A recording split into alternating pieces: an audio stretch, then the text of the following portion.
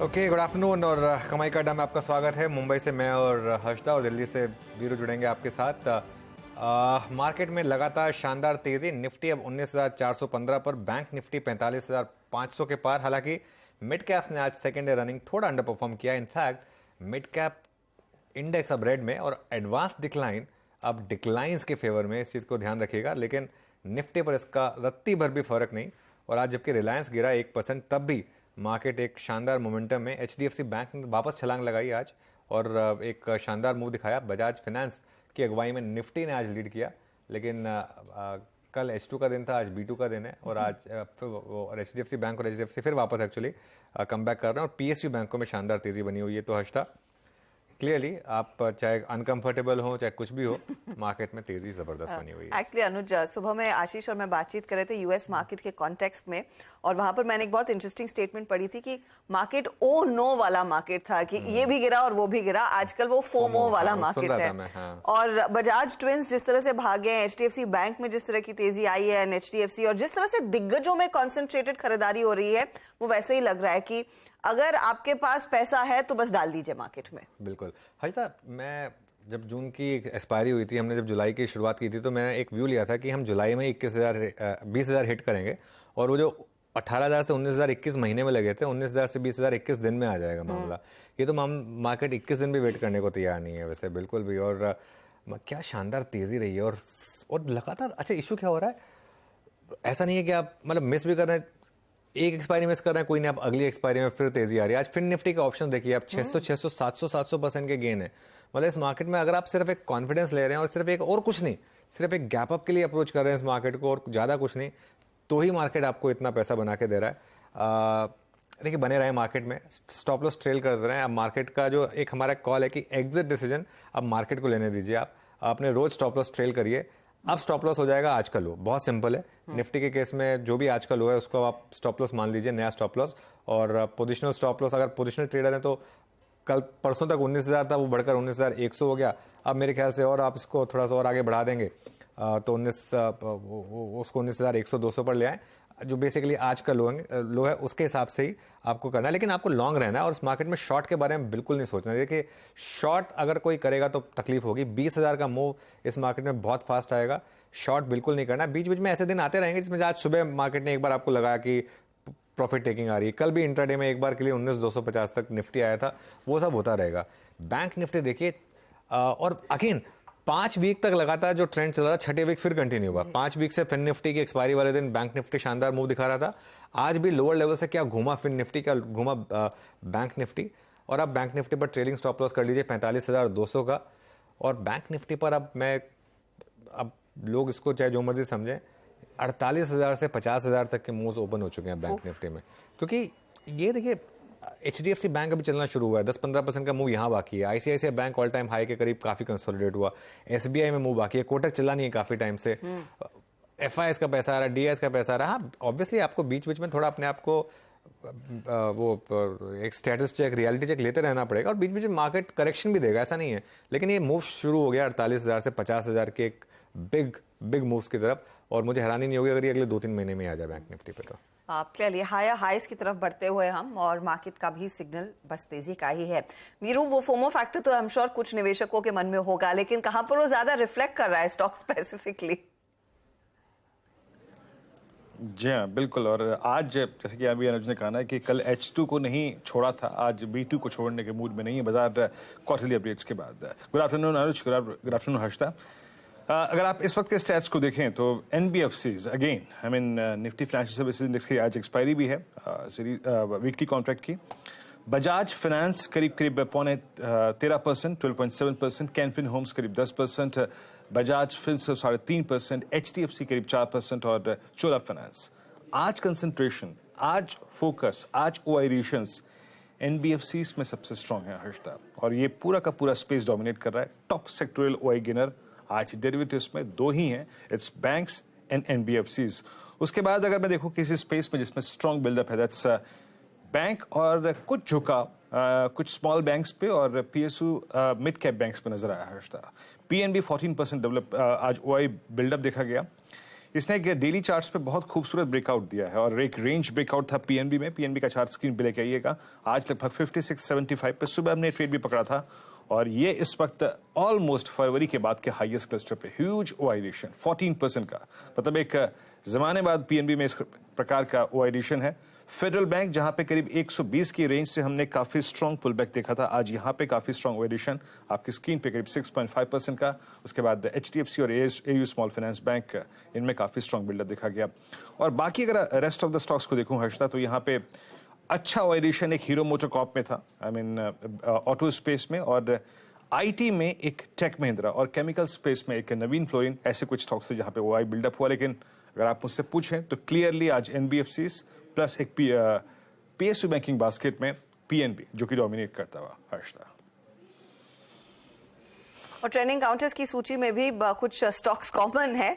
Hero मोटो, जैसे Veeru mention कर रहे थे, वो अनडाउटेडली आज अच्छी खासी तेजी का हिस्सा बनता हुआ दिखाई दिया है। यहाँ पर बहुत बड़ा अपटिक देखने को मिला, नियरली 3% से ज्यादा का इजाफा।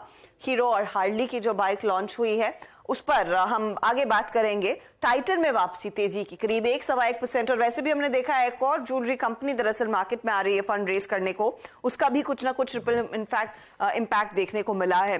जैसे अनुज मेंशन कर रहे थे, दिग्गज बैंकों में तेजी, एचडीएफसी बैंक के साथ साथ अब बड़ा पार्टिसिपेशन कोटक महिंद्रा बैंक की तरफ से फाइनली आना शुरू हुआ है। आज 1% ऊपर, कल तक शांत था। और state bank of India forefront पर रहा है तेजी की तरफ। कुछ और स्टॉक्स जहां पर खरीदारी हो रही है, आईडीएफसी करीब 2-2.5% ऊपर। पिछले 5-6 सत्रों में हमने देखा है 6 से 8% की तेजी, वैसे इसने नाम कर ली अपनी।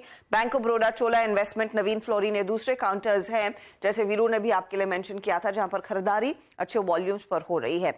लेकिन कहां पर गाड़ी रुकी है, तो आयशर मोटर्स आज बड़ा धक्का खाता हुआ 6-6.25% का नॉक आया है। हीरो जो इन्हीं के जमे हुए सेगमेंट में टक्कर देने की एंट्री कर रहा है अपनी हार्ली के साथ टाई अप के बाद। ओएनजीसी कुछ करेक्शन जोन में, आईडीएफसी फर्स्ट करेक्शन जोन में, एलएनटी फाइनेंशियल होल्डिंग्स में भी हमने देखा है कुछ मुनाफा वसूली का दबाव बनता हुआ दिखाई दे रहा है। तो कुछ ऐसे स्टॉक्स जो पहले अच्छी खासी तेजी दिखा चुके हैं, उनमें हमने देखा है मुनाफा वसूली हो रही है, लेकिन नए नए ट्रेड्स में ज्यादा तेजी की पोजीशंस इस समय बैठती हुई साफ देखने को मिल रही है। 19,400 के आसपास इस समय आपके लिए इंडेक्स है। हमारे जानकारों को जोड़ना शुरू करेंगे और समझेंगे आपकी क्या रणनीति होनी चाहिए आज क्लोजिंग के लिए। फंडामेंटल्स पर विलियम ओनील के मयूरेश जोशी हमारे साथ है। टेक्निकल कॉल्स के लिए प्रकाश गाबा, प्रशांत सावंत, अमित सेठ, स्वाति होतकर और श्रीकांत चौहान से होगी डिटेल में बातचीत। 2:20 पर फाइनेंशियल सेक्टर की जो Q1 के अपडेट्स आ रहे हैं वो मजबूत है। कैथलिक सीरियन बैंक के मैनेजमेंट से होगी बातचीत, एक रफ आइडिया के लिए कि किस तरह का डिमांड एनवायरनमेंट बनता हुआ दिखाई दे रहा है और क्या रफ तैयारी होनी चाहिए Q1 की। फिर ऑफ कोर्स हीरो हार्ली की बाइक पर कितना इम्पैक्ट आयशर के स्टॉक में और क्या डर है दरअसल आयशर को लेकर, इस पर आगे मैं बातचीत करूंगी। 240 पर 4 का चौका लेकर आएंगे। सस्ता ऑप्शन प्रशांत सावंत से समझेंगे, श्रीकांत चौहान देंगे एफएनओ का सुपरस्टार, अमित सेठ से जानेंगे आज चार्ट का चमत्कार, मिड कैप फंडा देंगे मयूरेश जोशी। 2:50 पर मार्केट बिग वॉइस में हमारे साथ आईसीआईसीआई सिक्योरिटीज के PMS fund manager Amit Gupta जुड़ने वाले हैं। फिर 3 बजे ध्यान रहेगा क्लोजिंग की रणनीति पर, यतिन को जोड़ेंगे डीलिंग रूम चेक के लिए और ऑफ कोर्स बीटीएसटी ट्रेड्स के साथ मार्केट को करेंगे क्लोज। ओके, बिल्कुल ये सब कुछ ही देर में लाइंड अप आपके लिए, लेकिन शुरुआत करते हैं अब कॉल्स लेने की। हालांकि मार्केट अब हल्का सा नीचे आया, देखिए एकदम से निफ्टी और फिर निफ्टी, बैंक निफ्टी, तीनों इंडेक्सेस में थोड़ा सा एक नॉक और इवन मिड कैप इंडेक्स हल्का सा हायर लेवल से थोड़ा कूल ऑफ हुआ है। आप सभी को गुड आफ्टरनून। गाबा सर, बताइए आपके इस समय की trade. Good afternoon to you. मेरा डिसीजन होगा सन टीवी पर। उसका रीजन ये है कि समटाइम्स स्पिल ओवर होने का चांस हो सकता है, ऐसा कुछ होता है तो फायदा ही है। सन टीवी का जो बेस बना हुआ है अच्छा लग रहा है 440 के आसपास, पॉसिबल है कि 455 टू 458 ये एक जोन है, वहां तक जा सकता है। स्टॉप होगा 440 का सन टीवी। तो यस, सन टीवी पर ध्यान देना चाहिए। 455 टू 460 ये जोन है। 455 से 460 की तरफ सन टीवी बढ़ता हुआ काफी दिनों बाद दरअसल इस स्टॉक की चर्चा हो रही है और 1.5% ऊपर इस समय वो काउंटर दिख रहा है। अमित, गुड आफ्टरनून, आपका ट्रेड। जी, good afternoon Harshita ma'am, good afternoon Anuj ji and Virendra ji and everybody on the panel. Ma'am, इस समय का मेरा टॉप ट्रेड रहेगा टेक महिंद्रा। टेक महिंद्रा का स्ट्रक्चर काफी पॉजिटिव है, स्टॉक अपने मूविंग एवरेजेस के ऊपर ट्रेड कर रहा है, मोमेंटम काफी स्ट्रांग है यहाँ पे। और कल के सत्र में हमने देखा था कि हल्का सा करेक्शन आया था, डेज लो पे बंद हुआ था और आज पूरा उसको रिवर्स करके डेज हाई पे ट्रेड कर रहा है। 1148 का इसका प्राइस है। टारगेट्स 1175 से 1180 के रहेंगे और स्टॉप लॉस रहेगा 1130 रुपए का। ओके, टेक महिंद्रा अगर मैं सिर्फ करीब करीब 5-7 रुपए के फ्रैक्शन से बात करूं ना, तो टेक महिंद्रा का 1160 52 वीक हाई है। यस, 52 वीक हाई 10 मार्च का, और ये ऑलमोस्ट उस क्लस्टर पे आके ट्रेड कर रहा है। मतलब ये हाईएस्ट क्लस्टर उस पर आ चुका है। अच्छा ट्रेड स्पॉट किया आपने अमित जी। प्रशांत जी, आपका ट्रेड क्या होगा?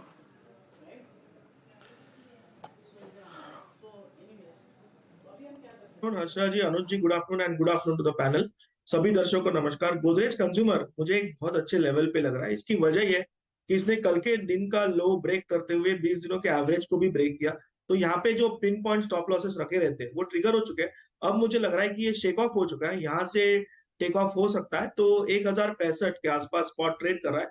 1055 के नीचे यानी 1054 ये मेरा स्टॉप लॉस होगा और मेरा टारगेट होगा 1100 का, 1100।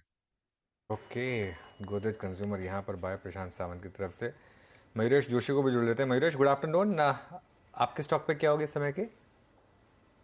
Afternoon Anuj ji. I think जैसे बैंकिंग सिस्टम के अपडेट्स आते जा रहे हैं, आई थिंक जो एक स्टेबिलिटी है बैंकिंग सेक्टर के लिए, आई थिंक वो बरकरार रहने की पूरी चेष्टा है। और कहीं ना कहीं I think with the kind of updates coming through, expectation यही है कि नंबर्स ठीक ठाक ही रहेंगे। तो मुझे लगता है I think PSU index itself is looking very very good at this point of time. उसमें से आई थिंक 2 स्टॉक्स, एक बैंक ऑफ बड़ौदा और एक कैनरा बैंक, दोनों शायद बहुत अच्छी तरह से प्लेस्ड है उन्हीं लेंस के ऊपर। जो बैंक ऑफ बड़ौदा की निम्स की बात करूं तो 3.31 पे है। थोड़ा मॉडरेशन जरूर हो सकता है निम्स में। एक्सपेक्टेड लोन प्रोविजनिंग जो किक इन होगी ये क्वार्टर बाद, कहीं ना कहीं एक इम्पैक्ट लाएगी टोटल प्रोविजनिंग पे, निम्स पे, because of deposit rate hikes. और इसकी वजह से थोड़े रिटर्न रेशियोज ड्रैग होंगे, बट कहीं ना कहीं आई think the entire business outlook probably looking very very sound and robust. Canara bank की अगर बात करें तो जो एसेट क्वालिटी प्रेशर्स कम होते जा रहे हैं, नेट एनपीएस 1.79 पे आ गए हैं, प्रोविजनिंग 88% पे आ चुकी है। और ये दोनों बैंकों की जो कैपिटल एडिक्वेसी है वो एक्सट्रीमली स्ट्रॉन्ग है। कैनरा बैंक की CET1 और CET2 रेशियोज लगभग 14% के आसपास है। सिमिलर बैंक ऑफ बड़ौदा के बहुत स्ट्रॉन्ग Tier 1 रेशियोज हैं। और जो SMA2 बुक है, जो हम रिस्ट्रक्चर्ड बुक कहते हैं, जहाँ पे एक डर रहता है बैंकिंग सिस्टम को, ऑल टाइम लोस पे है। बैंक ऑफ बड़ौदा के लिए 0.32 पे है % of the overall pool, and similarly for Canara bank it has come down. मुझे लगता है आई थिंक जैसे अपडेट्स आ रहे हैं शायद हमारी बैंकिंग सिस्टम स्टेबल है। Bank of Baroda, Canara bank को नजर पे जरूर रखना। बैंक ऑफ बड़ौदा और कैनरा बैंक पर नजर रखे, वहीं पर एक अपॉर्चुनिटी दिख रही है। वैसे आज पूरे PSU बैंकिंग पैक में हमने देखा है कई सारे विनिंग ट्रेड्स, जैसे वीरू भी मेंशन कर रहे थे कुछ देर पहले। पंजाब नेशनल बैंक का स्टॉक देखिए, उसमें क्या तेजी बनती दिखाई दी है और ये खरीदारी की तरफ रहता है, लेकिन इतना बड़ा ओपन इंटरेस्ट एडिशन, उसको लेकर मैं थोड़ी सी चौंक गई हूँ। करीब 11% का OI जुड़ता हुआ, 5% के गेन्स यहाँ पर नजर आ रहे हैं। इंडियन बैंक अगर आप देखेंगे तो वहां पर भी थोड़ा सा इंटरेस्ट तेजी की तरफ बनता हुआ। तो लिस्ट इनफैक्ट अच्छी खासी लंबी है। अच्छा गाबा साहब, PNB, और PNB पर मैं आपसे राय इसीलिए ले रही हूँ क्योंकि ये स्टॉक आप लार्जली ट्रैक करते आए हैं। आज इतना बड़ा OI बिल्डअप और 5% के बम्प अप के बाद अगला पड़ाव क्या रहेगा? 56 पर तो आ ही गया है, 57 पर आ गया लगभग। ये 2 तरीका है देखने का PNB को। एक तो शॉर्ट टर्म में देखें तो 3 दिन से बहुत बढ़िया आपको मिला है, लेकिन अगर लार्जर टाइम फ्रेम में देखें तो ये मूव तो अब शुरू हुआ है। अब ट्रेड कर रहा है 56 के आसपास, 57, तो मिल गए 60 तो पार कर लेगा, लेकिन 60 जाते जाते थोड़ा साइडवेज वो मिल जाता है या थोड़ा डिप मिलता है, वो बाइंग अपॉर्चुनिटीज रहेगी। स्ट्रॉन्ग सपोर्ट जोन PNB 55 का है, तो ले तो सकते हैं, लेकिन स्टॉप बड़ा होगा 54 का, फिर ले सकते हैं। फिर वो 60 तक के रेंज का मेरे ख्याल से ट्रेड बन सकता है PNB। It's a good trade. जी ह्यूज एडिशन, 60 तक का क्लस्टर इस स्टॉक में खुला हुआ है। प्रकाश सर की टिप्पणी है। अच्छा, पैनल में अभी एक ट्रेड अमित जी का आया, टेक महिंद्रा, और टेक महिंद्रा में स्ट्रॉन्ग पुट राइटिंग विजिबल है मेरी स्क्रीन पे। अभी बहुत स्ट्रॉन्ग पुट राइटिंग के स्टेट्स टेक महिंद्रा में है। और दूसरा स्टॉक जो कि इस वक्त विन विन सिचुएशन में है IT में, वो है जो कि इस बार का कहते हैं ना, फीता काटने का समारोह जो होता है आईटी अर्निंग्स का, वो है HCL टेक्नोलॉजीज। लेके आइएगा निफ्टी आईटी अब कल की कैंडल के हाई को बाइसेक्ट करने की कोशिश करता हुआ और प्लस मई के लास्ट वीक के हाईस को स्ट्राइक करता हुआ। दैट मीन्स अगर यहाँ से 50-60 पॉइंट और चढ़ जाए ऊपर तो ये 13 मार्च के सबसे बाद हाईएस्ट क्लस्टर पे होगा। एक बार प्रशांत जरा HCL टेक्नोलॉजीज को देखिएगा, प्लेसमेंट इसकी भी अच्छी है, कॉन्फिडेंस इसमें भी काफी अच्छा खासा है। थोड़ा सा रिट्रेसमेंट टुवर्ड्स 10 DMA बाजार इंटरेस्टिंगली पिक कर लेता है। अभी यहाँ पे कोई ऑप्शन ट्रेड विजिबल है? 1200 की कॉल पे फोकस करें क्या? और कंसिडरिंग अब अर्निंग सीजन शुरू होने वाला है, क्या इस कॉल को इस मंथली कॉन्ट्रैक्ट में लेकर बैठ सकते हैं किसी स्टॉप लॉस के साथ? जी बिल्कुल वीरू जी, मुझे लग रहा है आपने राइट स्टॉक आइडेंटिफाई किया है। ये इसकी जो 1200 की कॉल है, ये अभी 30 यानी 30 के लेवल पे चल रही है। हम स्टॉप लॉस 22 पे रख सकते हैं, 24 भी चलेगा, but 22 would be a safer stop loss. 22 यहाँ से मुझे लग रहा है ये पिकअप हो तो 44 तक के टारगेट्स मिल सकते हैं। कुफोज में भी मूव शुरू हुआ है एक्चुअली। आईटी की बात हो रही है तो कुफोज भी इस समय डे हाई पर, लेकिन फिन निफ्टी एक बार जरा वापस लेकर आइए, इंटरडे चार्ट लेकर आइए। फिन निफ्टी का 20,577 का हाई लगाया इसने, और ये हाई लगाया इसने करीब 1:30 बजे, और वहाँ से अब ये इंडेक्स जो है अब स्लिप हो रहा है, और अब करीब ऊपरी लेवल से 150 पॉइंट के करीब ये इंडेक्स स्लिप हुआ है। और काफ़ी इंटरेस्टिंग, बैंक निफ्टी भी हायर लेवल से अब थोड़ा सा स्लिप हुआ, 45,294 पर अब इस समय आपको बैंक निफ्टी दिखाई देगा। और अगर सिर्फ इस घंटे के मूव्स देखें आप तो HDFC twins, Kotak, axis bank, ये कुछ स्टॉक्स हैं जिन्होंने फिन निफ्टी पर लोअर साइड का इम्पैक्ट आज डाला है स्क्रीन पर। तो ये कुछ स्टॉक्स हैं। हालांकि आईटी में तेज़ी है, टेक महिंद्रा, और तेज़ी है डॉक्टर रेड्डीज़ में अब इस समय, वहाँ पर भी एक अच्छा खासा मूव आपको दिखाई देगा। TCS पर मयूरेश आपका क्या हाउस व्यू होगा, क्योंकि एक जेफरीज की रिपोर्ट आई थी कि शायद इस बार TCS की तरफ से बायबैक आए, कोई व्यू आपका? नहीं, पूरी पॉसिबिलिटी है Anuj, this time around as well. But जो एक रीसेंट कंट्रोवर्सी हुई थी उसमें एक सेंटिमेंटल नॉक जरूर ये स्टॉक ने लिया था, बट एक्सपेक्टेशन या उम्मीद यही है कि जो कांस्टेंट करेंसी ग्रोथ है compare to last few quarters थोड़ी म्यूटेड रह सकती है TCS के लिए। At the same time I think जो मार्जिन परफॉर्मेंस रहेगा, EBIT margins will still stay in a range, और ऑर्डर विन्स कितने आते हैं ये देखना बहुत लाजमी होगा, क्योंकि आई थिंक एक सिग्निफिकेंट एक्सपोजर जो टॉप टियर IT कंपनीज का है वो BFSI stroke retail stroke manufacturing में है, और इसलिए आई थिंक ये तीनों चीजें आई थिंक देखना बहुत लाजमी हो जाएगी। And eight the same time I think management commentary, I think management कैसे देख रही है पूरी मैक्रो लैंडस्केप को, and specifically second half of this financial year, जब काफी लोग यही उम्मीद कर रहे हैं कि जो भी एक सॉफ्ट रिसेशन की लैंडिंग होगी यूएस में वो थोड़ी प्रोमिनेंट हो सकती है, तो उससे कितना फर्क पड़ सकता है इन टर्म्स ऑफ ऑर्डरिंग जो Q3 के बाद आती है। तो मुझे लगता है आई थिंक अभी न्यूट्रल स्टांस है TCS में, वैल्यूएशंस भी ऑब्वियसली थोड़े रिच ही रहते हैं TCS के। न्यूट्रल स्टांस की वजह ऑल दीज रीजंस, और इसलिए आई थिंक रिजल्ट बहुत अहम हो गया फॉर TCS। आयशर मोटर्स अब 6.5% नीचे, अब एकदम डील ऊपर आयशर मोटर्स, और उसके अलावा महिंद्रा एंड महिंद्रा भी डील ऊपर। तो कुछ ऑटो स्टॉक्स में मारुति सुजुकी, यहाँ पर भी थोड़ा सेलिंग प्रेशर, टाटा मोटर्स यहाँ भी थोड़ी सी सेलिंग इस समय। प्रशांत जी एक जरा व्यू दीजिए आप मारुति पर, इस समय मारुति में इस समय थोड़ी सी सेलिंग। अनुज जी, जहां तक मारुति की बात है, मुझे लग रहा है कि स्ट्रक्चर इम्पैक्ट नहीं हुआ है। डेफिनेटली एक परसों की स्ट्रॉन्ग मूव के बाद थोड़ी डिप आई है, बट यहाँ पे जिनके पास लॉन्ग्स हो वो मुझे लग रहा है 9,580 9580 का स्टॉप लॉस फॉलो करे। जो लेना भी चाहते हैं वो 9,580 के स्टॉप लॉस से स्पॉट में ले सकते हैं। आपकी रिस्क जो होगी वो 1% से कम है। मुझे लग रहा है यहाँ से जो स्विंग आए बने थे 9,850 वो रिकॉन्कर हो सकते हैं। तो ये बात हो गई। चलिए इनफैक्ट अब इस टॉपिक पर ही रहते हैं और आयशर मोटर्स की बात कर लेते हैं। आज सबसे बड़ा लूजर निफ्टी का, तो हर्षदा वॉल पे थोड़ा एक्सप्लेन करेंगे कि क्यों आज आयशर मोटर्स में हमने इतनी बड़ी गिरावट देखी है। एक्चुअली आयशर पर कि ये जो हमने प्रोमो बनाया है या फिर प्लेट बनाई है बुलेट की बड़ी धक धक, तो हम सब जानते हैं वो धक धक आवाज आती है, लेकिन इनकी जो दरअसल हार्ट है वो रेस कर रहा है, क्योंकि इन्हीं के सेगमेंट में अब हीरो हार्ले उतर आया है और कल यानी कि 5 जुलाई को बजाज ट्रायम्फ की गाड़ी भी अनवील होती हुई दिखाई देगी और यही वजह है कि आज आयशर मोटर के पसीने छूटते हुए दिखाई दे रहे हैं। लगभग 6% तक का करेक्शन। इनफैक्ट इस समय अगर आप देखेंगे ओपन इंटरेस्ट के लिहाज से भी ज्यादा शॉर्ट की पोजीशंस ही बनती हुई दिखाई दे रही हैं। तो हार्ली डेविडसन और हीरो मोटोकॉर्प ने दरअसल कल अपनी पहली क्रूजर बाइक लॉन्च की X450। इसकी खासियत यही है कि दरअसल ये आयशर की जो एग्जिस्टिंग और सबसे इंपॉर्टेंट मार्केट वाली गाड़ी है, चाहे वो आपकी क्लासिक 350 हो या फिर मीटियोर 350, उसको सीधा टक्कर देती है और इसका इंजन ज्यादा मजबूत है। 440 सीसी वाला क्षमता का ये इंजन है। प्राइसिंग के लिहाज से भी अगर आप देखेंगे काफी इंटरेस्टिंगली प्राइस्ड ये पर्टिकुलर एंटिटी है। लेकिन इस मोटोकॉर्प में जो पार्टनरशिप है हीरो के साथ साथ जो हार्ली डेविडसन आया है, उसी को लेकर दरअसल आयशर पर ज्यादा इंपैक्ट आता हुआ दिखाई दिया और इसीलिए हमने देखा है 5% से ज्यादा, इनफैक्ट अभी लगभग 7% नीचे करेक्ट होता हुआ दिखाई दे रहा है। स्टॉक लेकर आते हैं आपके लिए वो वरी फैक्टर। देखिए इस समय अगर आप 350 सीसी का सेगमेंट देखें, यहां पर कंपटीशन अब क्लियरली बढ़ता हुआ दिखाई देगा क्योंकि मार्केट शेयर जो है वो लार्जली आयशर मोटर्स के ही हाथ में है। इनफैक्ट 250 सीसी से ऊपर का 90% मार्केट शेयर दरअसल आयशर मोटर्स कमांड करता है और ऑफ कोर्स कल वो एक और गाड़ी बजाज ट्रायम्फ वाली भी अनवेल होने वाली है जो इसी मार्केट पर दरअसल फोकस करेगी।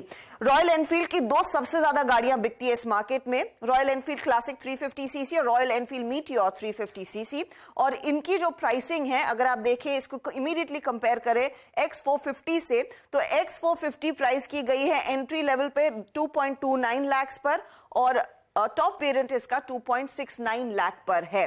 ये आप ध्यान दीजिए, रॉयल एनफील्ड की क्लासिक 2 लाख पर है और मीटियोर 2,25,000 में आपको मिलेगी।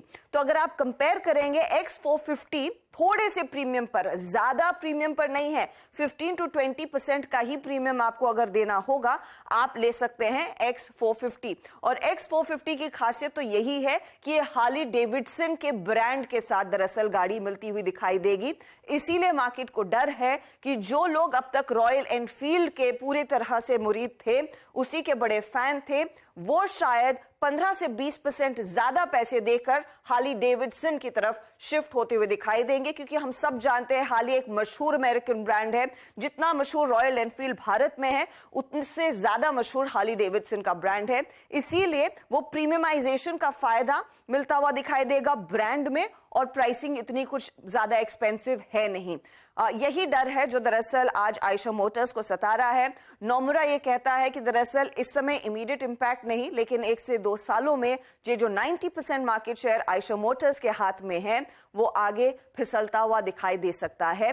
और यही वो चीजें हैं कि हीरो हार्ली की गाड़ी आना और कल जो बजाज ट्रायम्फ की गाड़ी लॉन्च होगी उसका डर आयशर मोटर्स पर क्लियरली हावी है आज के दिन।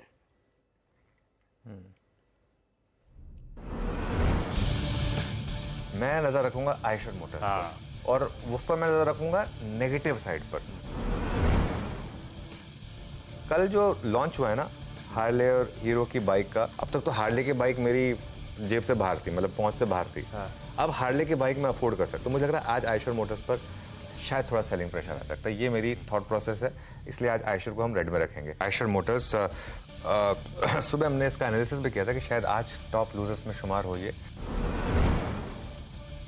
आज सुबह 8 बजे के अराउंड, यानी कि बाजार खुलने से ठीक पहले आपको ये बताया गया था कि प्रेशर आज स्टॉक में देखने को मिल सकता है। 5.5% के फॉल के साथ दिन के निचले स्तरों पर आयशर मोटर सोफार कामकाज करता हुआ दिखाई पड़ रहा है।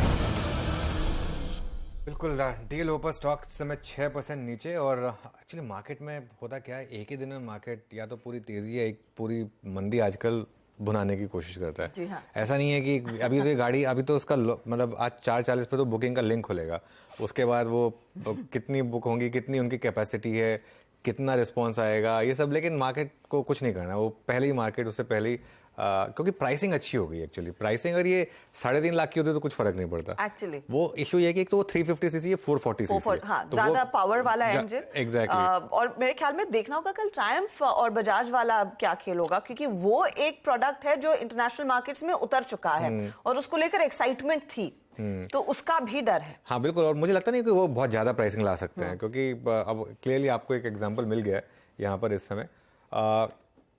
गाबा सर, एक बार हीरो और आयशर दोनों के चार्ट्स देखिए। तेज़ी तो खैर दोनों में रही थी आज से पहले, लेकिन यहाँ से दोनों स्टॉक्स पर क्या व्यू होगा? आई थिंक हीरो बेहतर स्टार्ट है definitely. In fact higher time frame का चार्ट देखें तो 2987 पर ट्रेड कर रहा है, और जो रीसेंट हाई हमने देखा है करीब 3000 के आसपास, वो पार कर लेगा ऐसा लगता है, क्योंकि जो सिग्नल मिला है हीरो पे वो एक फ्रेश सिग्नल मिला है इस जगह पर। तो सेटअप के हिसाब से इसमें 2-4 दिन अप मूव मिल सकता है। रही बात आयशर की, आयशर का इसमें टर्न अराउंड हो गया, ब्रीच हो गया, बहुत ही स्ट्रॉन्ग सपोर्ट जोन वो था 3500। अब इसमें थोड़ी गिरावट है आयशर में, तो दोनों रिवर्स है। लॉन्ग कर सकते हैं हीरो मोटर, शॉर्ट कर सकते हैं आयशर। आयशर 3300 भी देखेंगे, शायद 3200 भी पॉसिबल है तो वीक आयशर मोटर्स। बिल्कुल। अच्छा, वीरू ने मुझे मैसेज किया कि इतने प्राइस की बाइक इतने में तो एक टाइम पे 800 आती थी मारुति की कार जो आती वीरू, वो जमाना तो चला गया। हाँ वो खैर हम सब, मेरे ख्याल से हमारी तो फैमिली की पहली कार वही थी, मारुति 800। मेरे ख्याल से नहीं, अब प्रीमियम पद्मिनी थी, पर वो भी सेकंड हैंड ही थी। हाँ, लेकिन जो मतलब जो हमारी एज ग्रुप के हैं वो जब बड़े हो रहे थे तो सबसे पहली कार 800 ही थी शायद। वीरू, आपके यहाँ भी 800 ही होगी पहली कार? बिल्कुल, मेरे अल्टो थी लेकिन प्रीमियम पद्मिनी जो हर्षदा जिक्र कर रही थी ना, दरअसल क्या होता था अनुज, सच बात बताऊंगा, किसी को बुरा मानने की जरूरत नहीं है। बीच में जो पेट्रोल के पैसे मिलते थे ना, वो लेने के लिए उस जमाने में करीब 35-40 हजार में प्रीमियम पद्मिनी ली जाती थी, ताकि वो पेट्रोल के पैसे जो है वो मिल जाए, और वो महीने में एक बार टैंक भरने जाता था। लेकिन अगर नई लेनी हो तो मारुति 800 हाँ 2 लाख रुपए में आती थी। अच्छा, आप मैं हर्षदा का एनालिसिस सुन रहा था, आपका एनालिसिस सुन रहा था। मैं एक बात कहूँ अनुज? हाँ बोलिए। जो आपने बात की थी ना कुछ देर पहले, या फिर सुबह वाकई अब अगर 2.5 लाख में 2.25 लाख में हार्ले डेविडसन मिलेगी तो शायद मैं भी एक बार के लिए अपना शौक आज से 15 साल पुराना वाला पूरा करना चाहूँगा। हर कोई पूरा करना चाहेगा, हर कोई वो शौक पूरा करना चाहेगा। अच्छा, गाबा सर कुछ कहना चाह रहे थे, शायद उनको भी कुछ नॉस्टैल्जिया याद आ गया। गाबा सर, गाड़ी 55,000 की थी मारुति 800, मुझे ध्यान है 55 और 65 के बीच में थी मारुति जब लॉन्च हुई थी। गाबा सर पहले पहुंच गए, लेकिन 55 मेरे दिमाग में सर मैं तो बिल्कुल वो 4 काफी गाड़ी आ जाती मारुति की।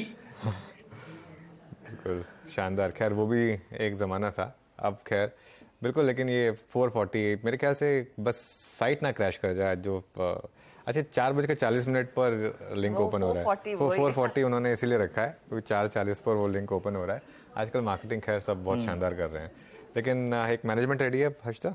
जी हाँ, कैथलिक सीरियन बैंक, और बैंकों का फ्लेवर अच्छा खासा बनता दिखाई दिया है, तो थोड़ा सा वाकई में गियर शिफ्ट करके बैंकों की तरफ चलते हैं। हमने कई सारे बैंकों के दरअसल Q1 के अपडेट्स देखे हैं।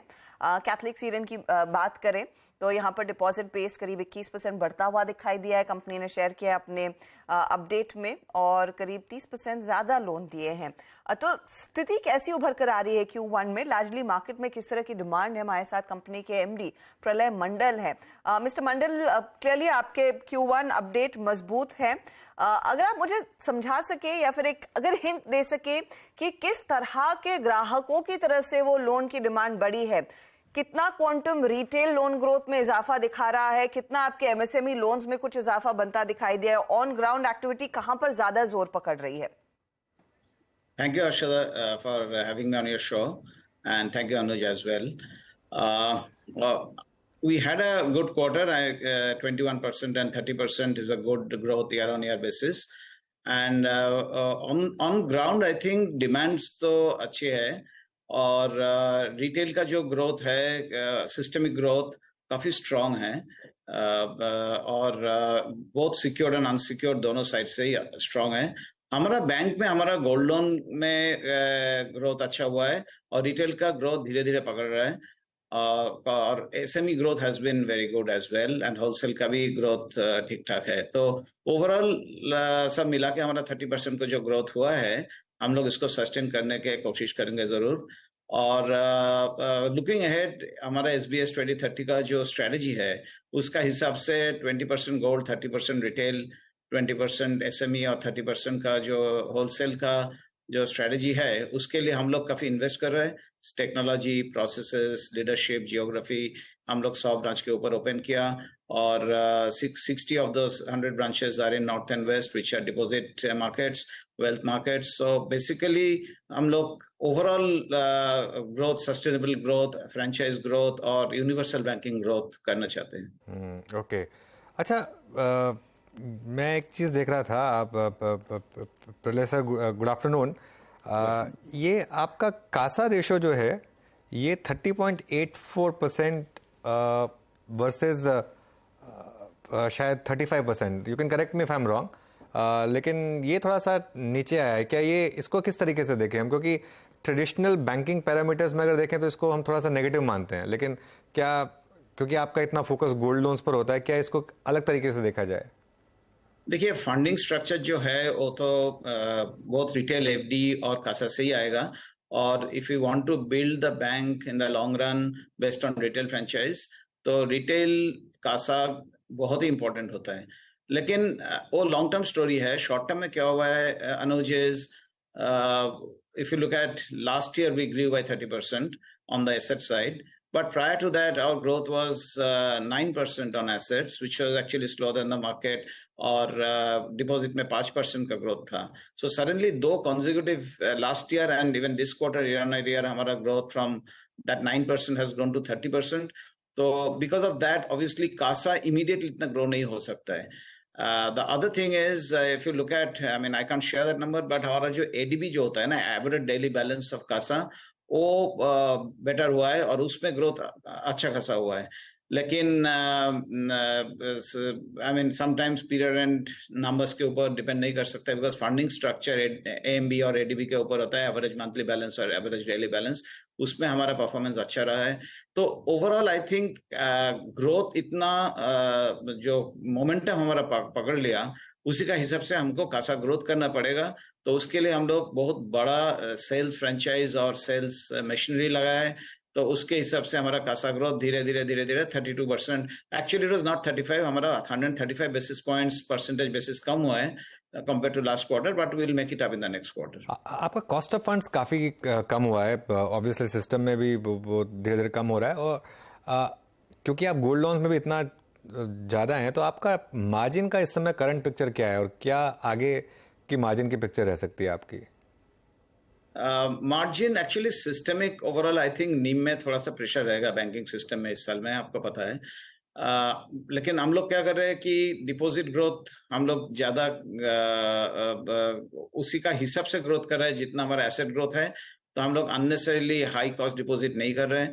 तो बेस्ड ऑन दैट हमारा margins will be between 5 to 5.5%. We were around 5.5 last year, so we should be kind of there will be a glide path towards 5%, but I don't think we go beyond 5% at this point of time. Okay, 5% की NIMs की trajectory. अब आते हैं थोड़ा सा expansion पे, branch expansion पे. आपकी बहुत स्ट्रॉन्ग प्रेजेंस है सेमी रूरल और अर्बन एरियाज में. For the rest of this fiscal, I mean tier 1 cities में कितना आप एक्सपेंड करेंगे, कितनी ब्रांच एक्सपेंशन का टारगेट है? सो हमारा इस साल में भी रफली 100 ब्रांच लगभग हम लोग एक्सपेंड करेंगे. और टिल 2030 हमारा branch network will go to 1500 branches, which means around 15% growth every year.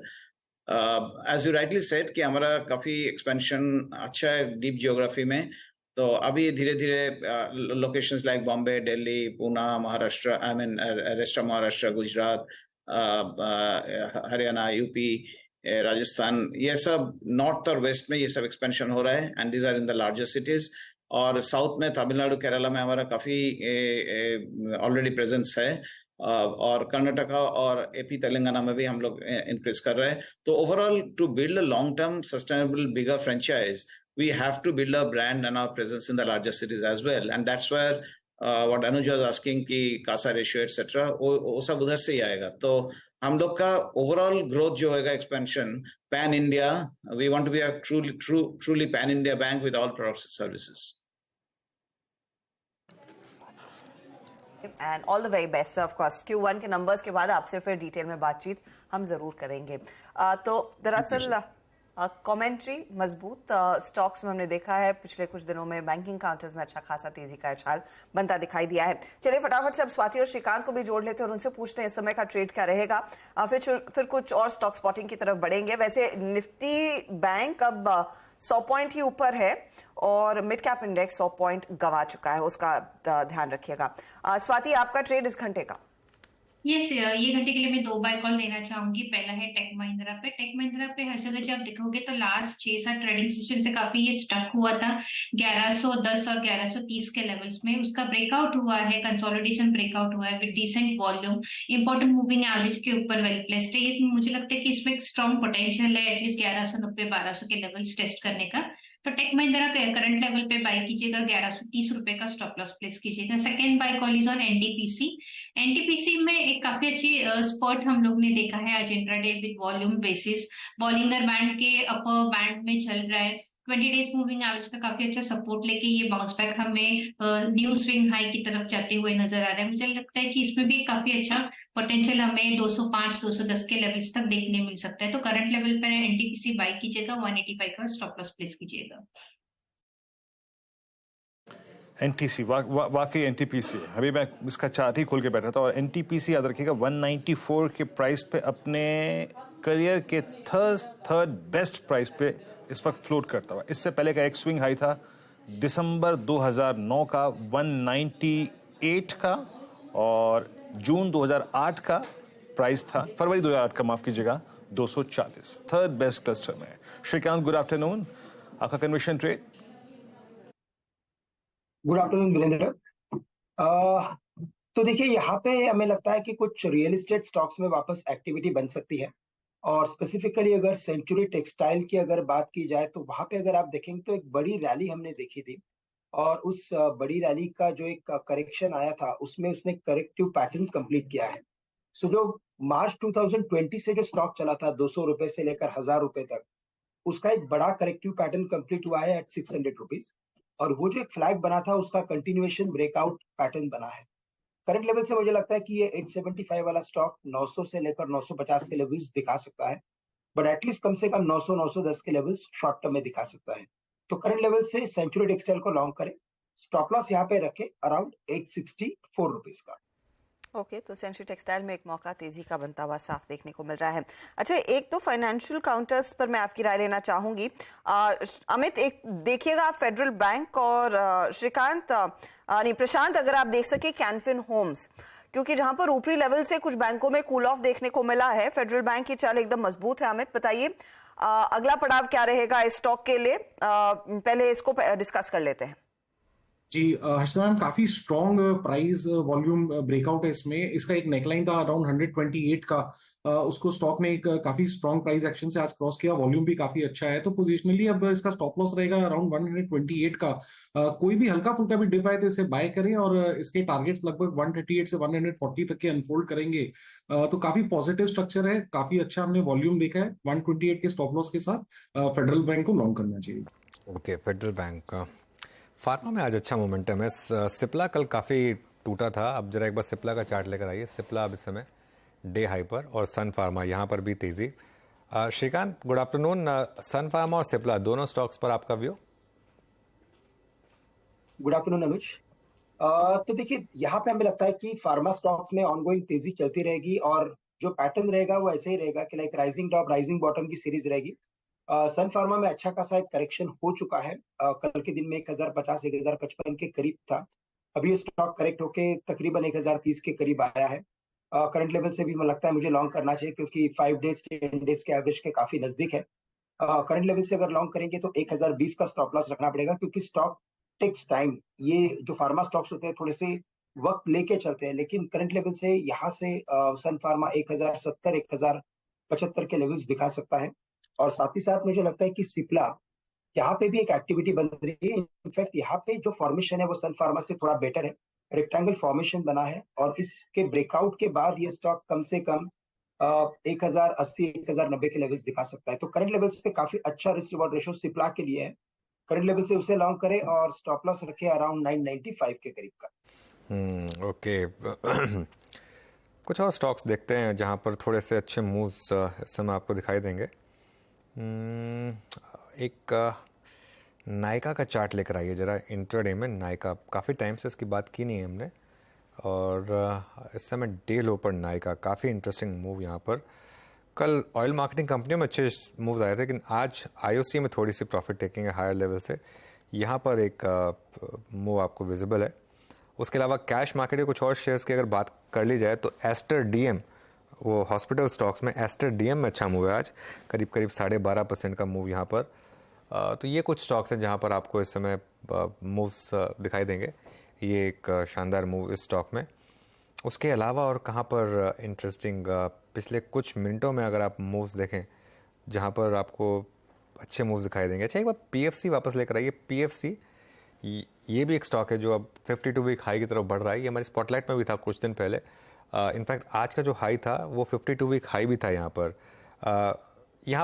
Gauba sir एक बार जरा चार्ट देखिए पीएफसी का। ये एक शानदार स्टॉक रहा है पिछले कई दिनों से। यहाँ और कितना पोटेंशियल ऊपर? थोड़ा स्ट्रेच है, लेकिन अप मूव ऑन है पावर फाइनेंस में। कैसे कि 220.70 पे ट्रेड कर रहा है। स्टॉक इसके आसपास ही है। एक्चुअली डीपर स्टॉक चाहिए 215। अगर डिप मिलता है तो खरीदना चाहिए 215 का स्टॉप लॉस लगाकर, फिर जाके करीब 230-35 जैसा आ सकता है। थोड़ा स्ट्रेच है, इसलिए साइडवेज मूव पॉसिबल है, और इसलिए थोड़ा स्टॉप जो डीप है 215 का पावर फाइनेंस। ओके, पीएफसी आपकी स्क्रीन पे डे हाई की ट्रेजेक्टरी में और लगभग 0.5% ऊपर। अच्छा, कुछ स्टॉक्स जो कि आज बैकफुट पे हैं, और उनका बैकफुट पे आना एक ऐसे माहौल में जब निफ्टी ने आज अपना ऑल टाइम हाई क्रिएट किया और स्टार परफॉर्मर रहे हैं, उसमें थोड़ा सा डाइसी लग रहे हैं आज। श्रीकांत जरा प्लीज एक बार एक एस्ट्रल का चार्ट देखिएगा। ये बेस्ट परफॉर्मर है मेरे ख्याल से 26 अप्रैल, या फिर अगर मैं और पीछे जाऊं, यानी जब से रैली शुरू हुई थी मार्केट की, 1318 का भाव था एस्ट्रल का। 1911 का इसने आज इस वक्त लेवल दिखाया स्क्रीन पे। इसका हाई था 2028 का। फर्स्ट टाइम आज ये अपने 20 रेमा को बाइसेक्ट करके, ब्रीच करके इनफैक्ट ट्रेड कर रहा है उसके नीचे। थोड़ा अलार्मिंग सिग्नल है, not exactly for a investor, लेकिन एक ट्रेडर जो कि पोजिशनली लॉन्ग था इस पे, उसके लिए क्या मैसेज है इस चार्ट में? बिल्कुल। तो देखिए, मोस्ट ऑफ द टाइम ऐसे होता है कि जब स्टॉक अपने प्रीवियस हाई के करीब आता है तो थोड़े उसके आसपास में लोअर हाई बनाता है या तो डबल टॉप बनाता है। उसी टाइप का फॉर्मेशन इसने भी किया है, और मुझे लगता है कि जो वॉल्यूम बने हैं या तो जो वॉल्यूम सेटअप है वो ये इंडिकेट कर रहा है कि इसमें एक नॉर्मल करेक्शन है, ये करेक्टिव पैटर्न है। इसके बाद वापस ये स्टॉक रिकवर होके एक बार 2200 के लेवल्स दिखा सकता है। तो जो भी करेक्शन आ रहा है, मुझे लगता है it will be an opportunity for those who have missed this rally. Correction में, इसे करेक्शन में और खरीदना चाहिए। मुझे लगता है वर्स्ट केस जो लोअर बाउंड्री हम देखते हैं हमेशा, बोलिंजर बैंड को देखते हैं, और उस बोलिंजर बैंड के बेसिस पे अगर हम नीचे के सपोर्ट्स निकालेंगे तो we are very close to those levels. So close to 1850 1860 के करीब मुझे लगता है कि लॉन्ग पोजीशंस वापस से बना सकते हैं। टारगेट्स रखेंगे 2200 रुपए के, और कोई भी अगर पोजीशन अगर इन्वेस्टमेंट्स की हो तो बिल्कुल इसमें बने रहे। ओके। अच्छा, अब मार्केट में जो डिप आई थी, अब वहाँ पर थोड़ी सी बाइंग आ रही, खासतौर से बैंक निफ्टी में। इंडेक्स जो 100 पॉइंट ही ऊपर रह गया था, अब वापस 200 पॉइंट ऊपर। और फाइनेंशियल सर्विसेज इंडेक्स, जिसकी कि आज वीकली एक्सपायरी है, वहाँ पर भी लोअर लेवल से अब फिर रिकवरी। लोअर लेवल जो हमने देखे थे 20,395 के, वहाँ से अब करीब करीब 20,460 ये इंडेक्स। तो ठीक ठाक मूव्स यहाँ पर आपको इस समय दिखाई देंगे इन कुछ इंडिसेस में। और उसके अलावा अगर आप इंडिविजुअल स्टॉक्स में जाएंगे तो क्लियरली आज बजाज फाइनेंस रहा एक शानदार मूवर, और उसके अलावा हीरो मोटोकॉर्प। अच्छा, हीरो मोटोकॉर्प ये वापस लेकर आइए। हीरो का ये दूसरी बार ऐसा ट्रेंड रहा कि वो जो रेगुलेटरी इश्यूज की जो ओवरहैंग आई थी इनके ऊपर, वो एक बाइंग अपॉर्चुनिटी बनी। इनफैक्ट इसका एक स्लाइटली लॉन्गर चार्ट लेकर आइए, करीब 1 महीने का। ये देखिए, ये स्टॉक में एक सेलिंग प्रेशर आया था वो जब वो इनकम टैक्स वाला इशू थोड़ा सा मामला आगे बढ़ रहा था, लेकिन उसके बाद उसमें बाइंग, और अब ये स्टॉक बहुत क्लोज है अपने प्रीवियस 52 वीक हाई के काफ़ी करीब। इनफैक्ट मयूरेश, कोई व्यू आपका हीरो मोटोकॉर्प पर? Anuj, you are absolutely right. I think जितने भी इश्यूज थे, आई थिंक ये स्टॉक ने उसको मद्देनजर करके अप ट्रेंड स्टार्ट किया है। Obviously I think the new hike that they are introducing early के साथ जो हर्षदा जी ने एक बहुत सटीक विश्लेषण दिया, एक बहुत पॉजिटिव इम्पैक्ट सेंटिमेंटली ला रहा है। और दूसरा आप एक वैल्यूएशन स्टैकअप करें, Bajaj auto, TVS motor, Eicher और हीरो मोटोकॉर्प के पास तो बजाज ऑटो आज के तारीख में अगर आप 10 year average standard deviation price earnings देखेंगे, it's trading somewhere around 21-22 times, जो उसका 10 ईयर स्टैंडर्ड डिविएशन है somewhere around 17 times forward earning multiple. Similarly for TVS लगभग 27 टाइम्स के आसपास चल रहा है, जहाँ की उसका 22 से 23 टाइम पे है। And similarly Eicher looking at competition how it is placed, तो मुझे लगता है आई थिंक जो हीरो की एक रणनीति रहेगी in terms of export markets, new product launches, जो ईवी लॉन्चेस भी हम उम्मीद कर सकते हैं पूरे 2 व्हीलर पैक से अगले कुछ तिमाहियों में। And this entire story is largely urban and semi urban story, या जहाँ पे आई थिंक डिमांड और अर्बन डिमांड स्टेबिलिटी यानी spending stability has remained very very robust. तो मुझे लगता है I think both from earning stack up perspective और एक general product stroke differentiation perspective से हीरो मोटोकॉर्प शायद आउट परफॉर्म कर सकते हैं। चलिए अब 4 ट्रेड्स जो हमारे एक्सपर्ट्स आपके लिए लेकर आएंगे, 4 का चौका से शुरुआत करते हैं। सबसे पहले प्रशांत से सस्ता ऑप्शन लेंगे। प्रशांत, आपकी ट्रेड क्या होगी इस समय की?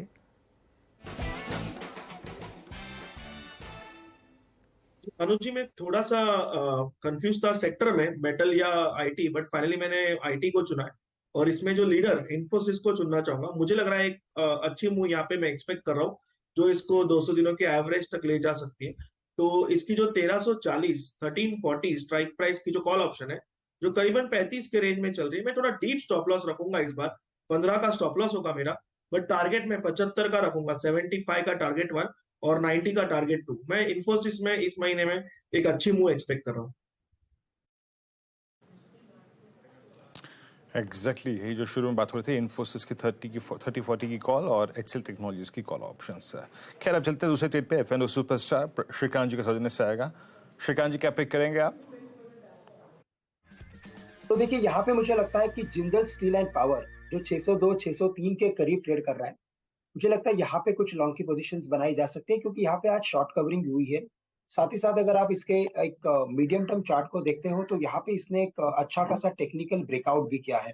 तो ब्रेकआउट के बाद का अगर शॉर्ट कवरिंग का पैटर्न अगर बना है और अगर मोमेंटम ऑसिलेटर्स में अगर अपवर्ड एक्टिविटी दिख रही है, तो मुझे लगता है कि ये स्टॉक कम से कम यहाँ से एक बार 620 से लेकर 625 के लेवल्स दिखा सकता है। तो करंट लेवल से जिंदल स्टील एंड पावर को 602-603 के करीब लॉन्ग करे। स्टॉप लॉस यहाँ पे रखे 590 रुपए का। ओके, तो जिंदल स्टील एंड पावर में एक अपॉर्चुनिटी तेजी की बनती हुई दिखाई दे रही है। 590 के स्टॉप लॉस के साथ ये तेजी का ट्रेड लेना है। अब चलते हैं अमित की तरफ, जो आपको बताएंगे चार्ट का चमत्कार। मैम, मेरा भी फर्स्ट चॉइस इन्फोसिस था। I will change it, but खाली यहाँ पे एक ऐड करना चाहता हूँ। इन्फोसिस में का जो एडीएक्स इंडिकेटर है, इतने बड़े फॉल के बाद जो 1500 के लगभग जो फॉल आया था इन स्टॉक में, फर्स्ट टाइम डोमिनेंस में आया है। तो कहीं ना कहीं बहुत ही अच्छी कॉल है। जिस हिसाब से इसका स्ट्रेंथ और ट्रेंड डोमिनेंस इंडिकेटर है, एक अच्छा मूव यहाँ पे आ सकता है। नेक्स्ट जो मेरा नेक्स्ट चॉइस रहेगा, that will be HCL Tech from IT sector. HCL Tech का structure as we have discussed काफी स्ट्रॉन्ग है, और जिस हिसाब से इसकी पोजिशनिंग है, काफी स्ट्रॉन्ग मोमेंटम है, trading above all the moving averages. यहाँ पे मैं 1220 से 1225 के टारगेट्स एक्सपेक्ट कर रहा हूँ, और स्टॉप लॉस इसका लगभग रहेगा 1170 रुपीज पर। ओके, चलिए मिड कैप फंडा के लिए अब मयूरेश के पास चलते हैं। मयूरेश, आपका stock? Anuj, I'll continue with yesterday's call. Root Mobile is something that we continue to like at Market Smith India. 2-3 चीजें आई थिंक, जो सीपैस एनवायरनमेंट है पूरा, वहां पे एक अच्छा खासा स्कोप हमें दिखता है, क्योंकि पूरी की पूरी मार्केट $16 बिलियन से $42 बिलियन तक पहुंचने की उम्मीद है अगले 4 से 5 वर्षों में। काफी कंपनीज, वो बैंकिंग सिस्टम से हो, मैन्युफैक्चरिंग में हो, रिटेल में हो, जो एक कम्युनिकेशन नेटवर्क लगता है, बिकॉज सीपैस का मतलब ही होता है communication platform as a service. जो हम वीडियो बॉट्स देखते हैं, चैट बॉट्स देखते हैं, मैसेजिंग सर्विसेज देखते हैं, ये सारी कंपनीज की यूज करती है। और इसका और तांदला जो एक और एक कॉम्पिटिटर है, इनका मार्केट शेयर काफी तगड़ा है। हमें to route in particular, I think इनकी जो टॉप लाइन ग्रोथ रही है पिछले वर्ष 55% की रही है, 3570 करोड़। बॉटम लाइन 66% से ग्रो हुई है। कैश ऑन बुक्स लगभग 80 करोड़ के आसपास है, और इबिटा मार्जिन 12.7% के आसपास इन्होंने रिपोर्ट की। जो ग्लोबल लीडर है इस स्पेस में, अनुज, सिंच करके, इनकी जो टॉप लाइन है 22,000 करोड़ के आसपास है।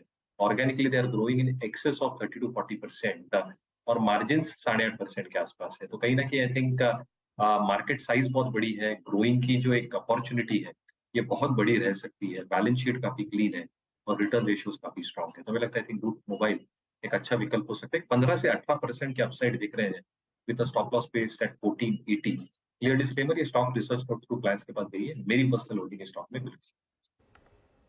और आपके लिए रिकैप करके आते हैं ये सारे ट्रेड्स। रूट मोबाइल जो अभी अभी मयूरेश मेंशन करे, मिड कैप फंडा है, लेकिन शुरुआत हमने की थी इन्फोसिस के ट्रेड के साथ।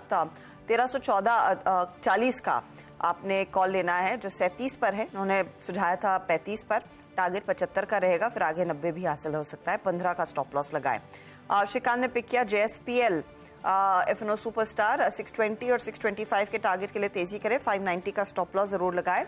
फिर अमित के रेडार पर HCL टेक है, 1220 का टारगेट और 1225 के टारगेट के लिए तेजी करेंगे, 1170 स्टॉप लॉस है। और रूट मोबाइल दरअसल पिक किया गया है मयूरेश की तरफ से, जहां पर भी एक मौका तेजी का साफ बनता दिखाई दे रहा है। तो ये फिलहाल आपके लिए वो ट्रेड्स जहां पर अच्छा खासा मोमेंटम। अच्छा, by the way, hero MotoCorp विस खंटे अपनी चाल को और मजबूत करता हुआ 4-4.5% का इजाफा इसने अपने नाम कर लिया है। तो एक अच्छा स्पाइक, नई तेजी यहां पर साफ देखने को मिल रही है। डॉक्टर रेड्डी, सन फार्मा जैसे ट्रेड्स भी झूम रहे हैं। और ITC भले ही आज थोड़ा सा कल की तुलना में शांत है, लेकिन पॉजिटिव साइड पर ही इस समय बैठा है। कुछ और ट्रेड्स आपकी स्क्रीन पर लेकर आते हैं जहां पर थोड़ा बहुत मोमेंटम देखने को मिल रहा है आज के दिन, और उसमें आप ध्यान दीजिएगा नवीन फ्लोरिन जो वीरू भी मेंशन कर रहे थे, 4550 के आसपास तक का ट्रेड, और कैश मार्केट में ज्यादा हरकत देखने को क्लियरली मिलती दिखाई दी है। दिन भर इसने अपनी चाल को दरअसल सेकंड हाफ में स्पेशली मजबूत रखा है। स्वाति, इसका चार्ट क्या आपने एनालाइज किया है, बताइए 4550 पर अगर कोई लेता है अगला पड़ाव क्या रहेगा? क्या एक तेजी बढ़ती दिखाई दे रही है?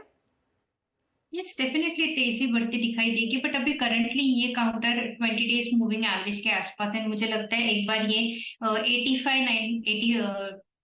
4585 का लेवल ब्रेकआउट हो जाएगा ना हर्षदा जी, तो एक हमें काफी अच्छी अपट्रेंड रैली मिल सकती है।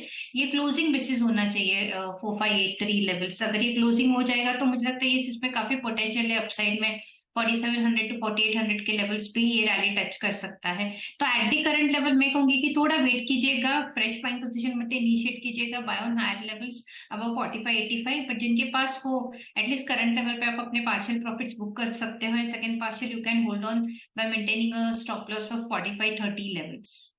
ओके, चलिए फिर एक काम करते हैं, एक छोटा सा, बहुत छोटा सा ब्रेक लेंगे और उसके बाद ICICI सिक्योरिटीज़ के अमित गुप्ता हमारे साथ होंगे इस छोटे से ब्रेक के बाद।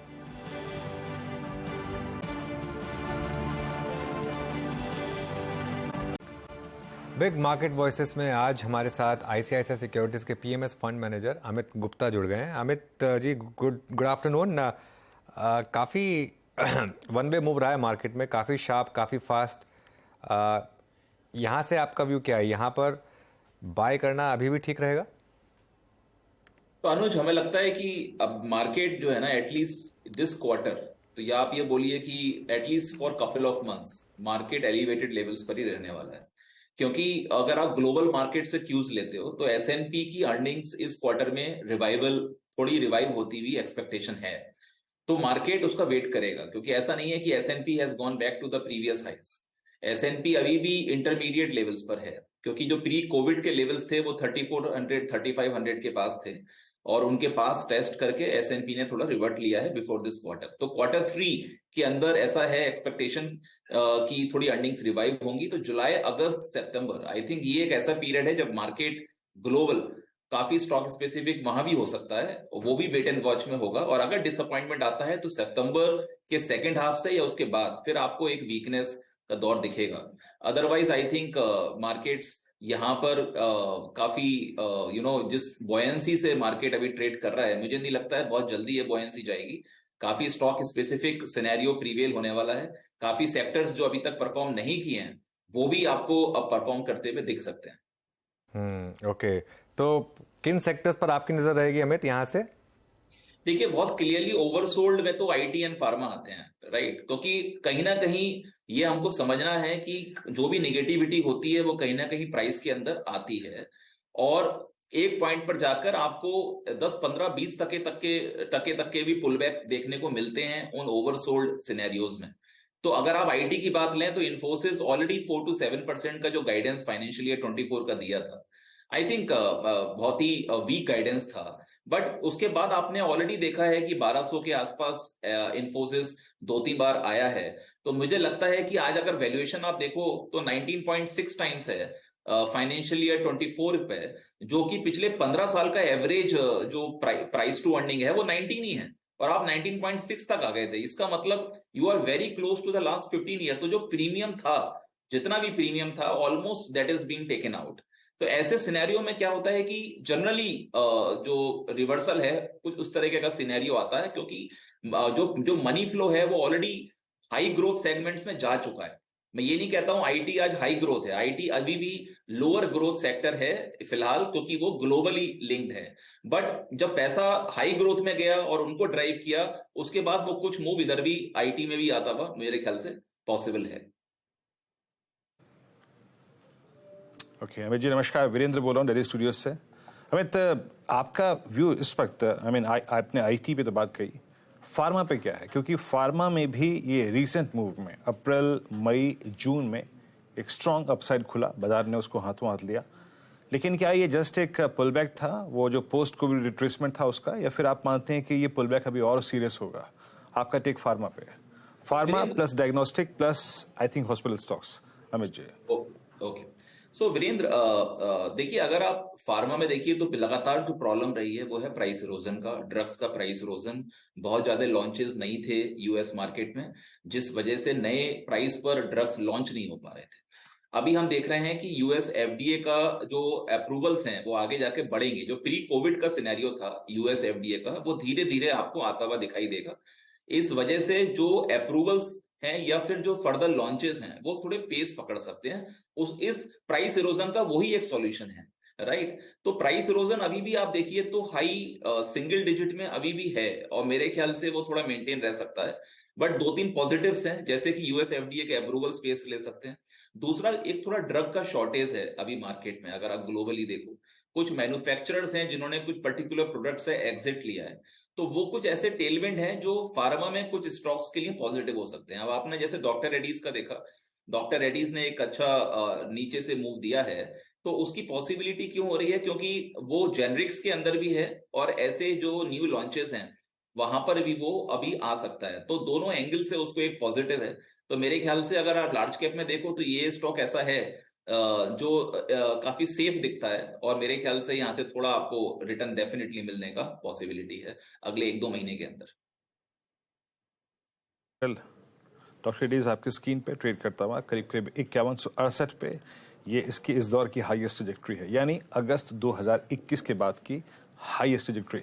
डिफेंसिव्स पे ही रहते हैं कुछ हद तक। अभी अमित जी, अभी आईटी पे बात हुई, अभी फार्मा पे बात हो गई, एफएमसीजी बास्केट में अच्छे मूव थे। गोदरेज सीपी को देखिए आप, आईटीसी को थोड़ी सी अलग ट्रैजेक्टरी पे रखते हैं। आईटीसी को छोड़ के मैरिको, डाबर में इतने सब्सटेंशियल मूव नहीं थे। कोलगेट ने अच्छा मूव दिया। अभी आपकी प्रेफर्ड लिस्ट ऑफ एफएमसीजी में क्या है इस वक्त? देखिए एफएमसीजी में अभी भी प्रॉब्लम यह है कि वैल्यूएशंस अभी भी रिच हैं। तो मुझे ऐसा लगता है कि आप बहुत ज्यादा ओवरवेट होकर एफएमसीजी में अभी भी प्ले नहीं कर सकते हो।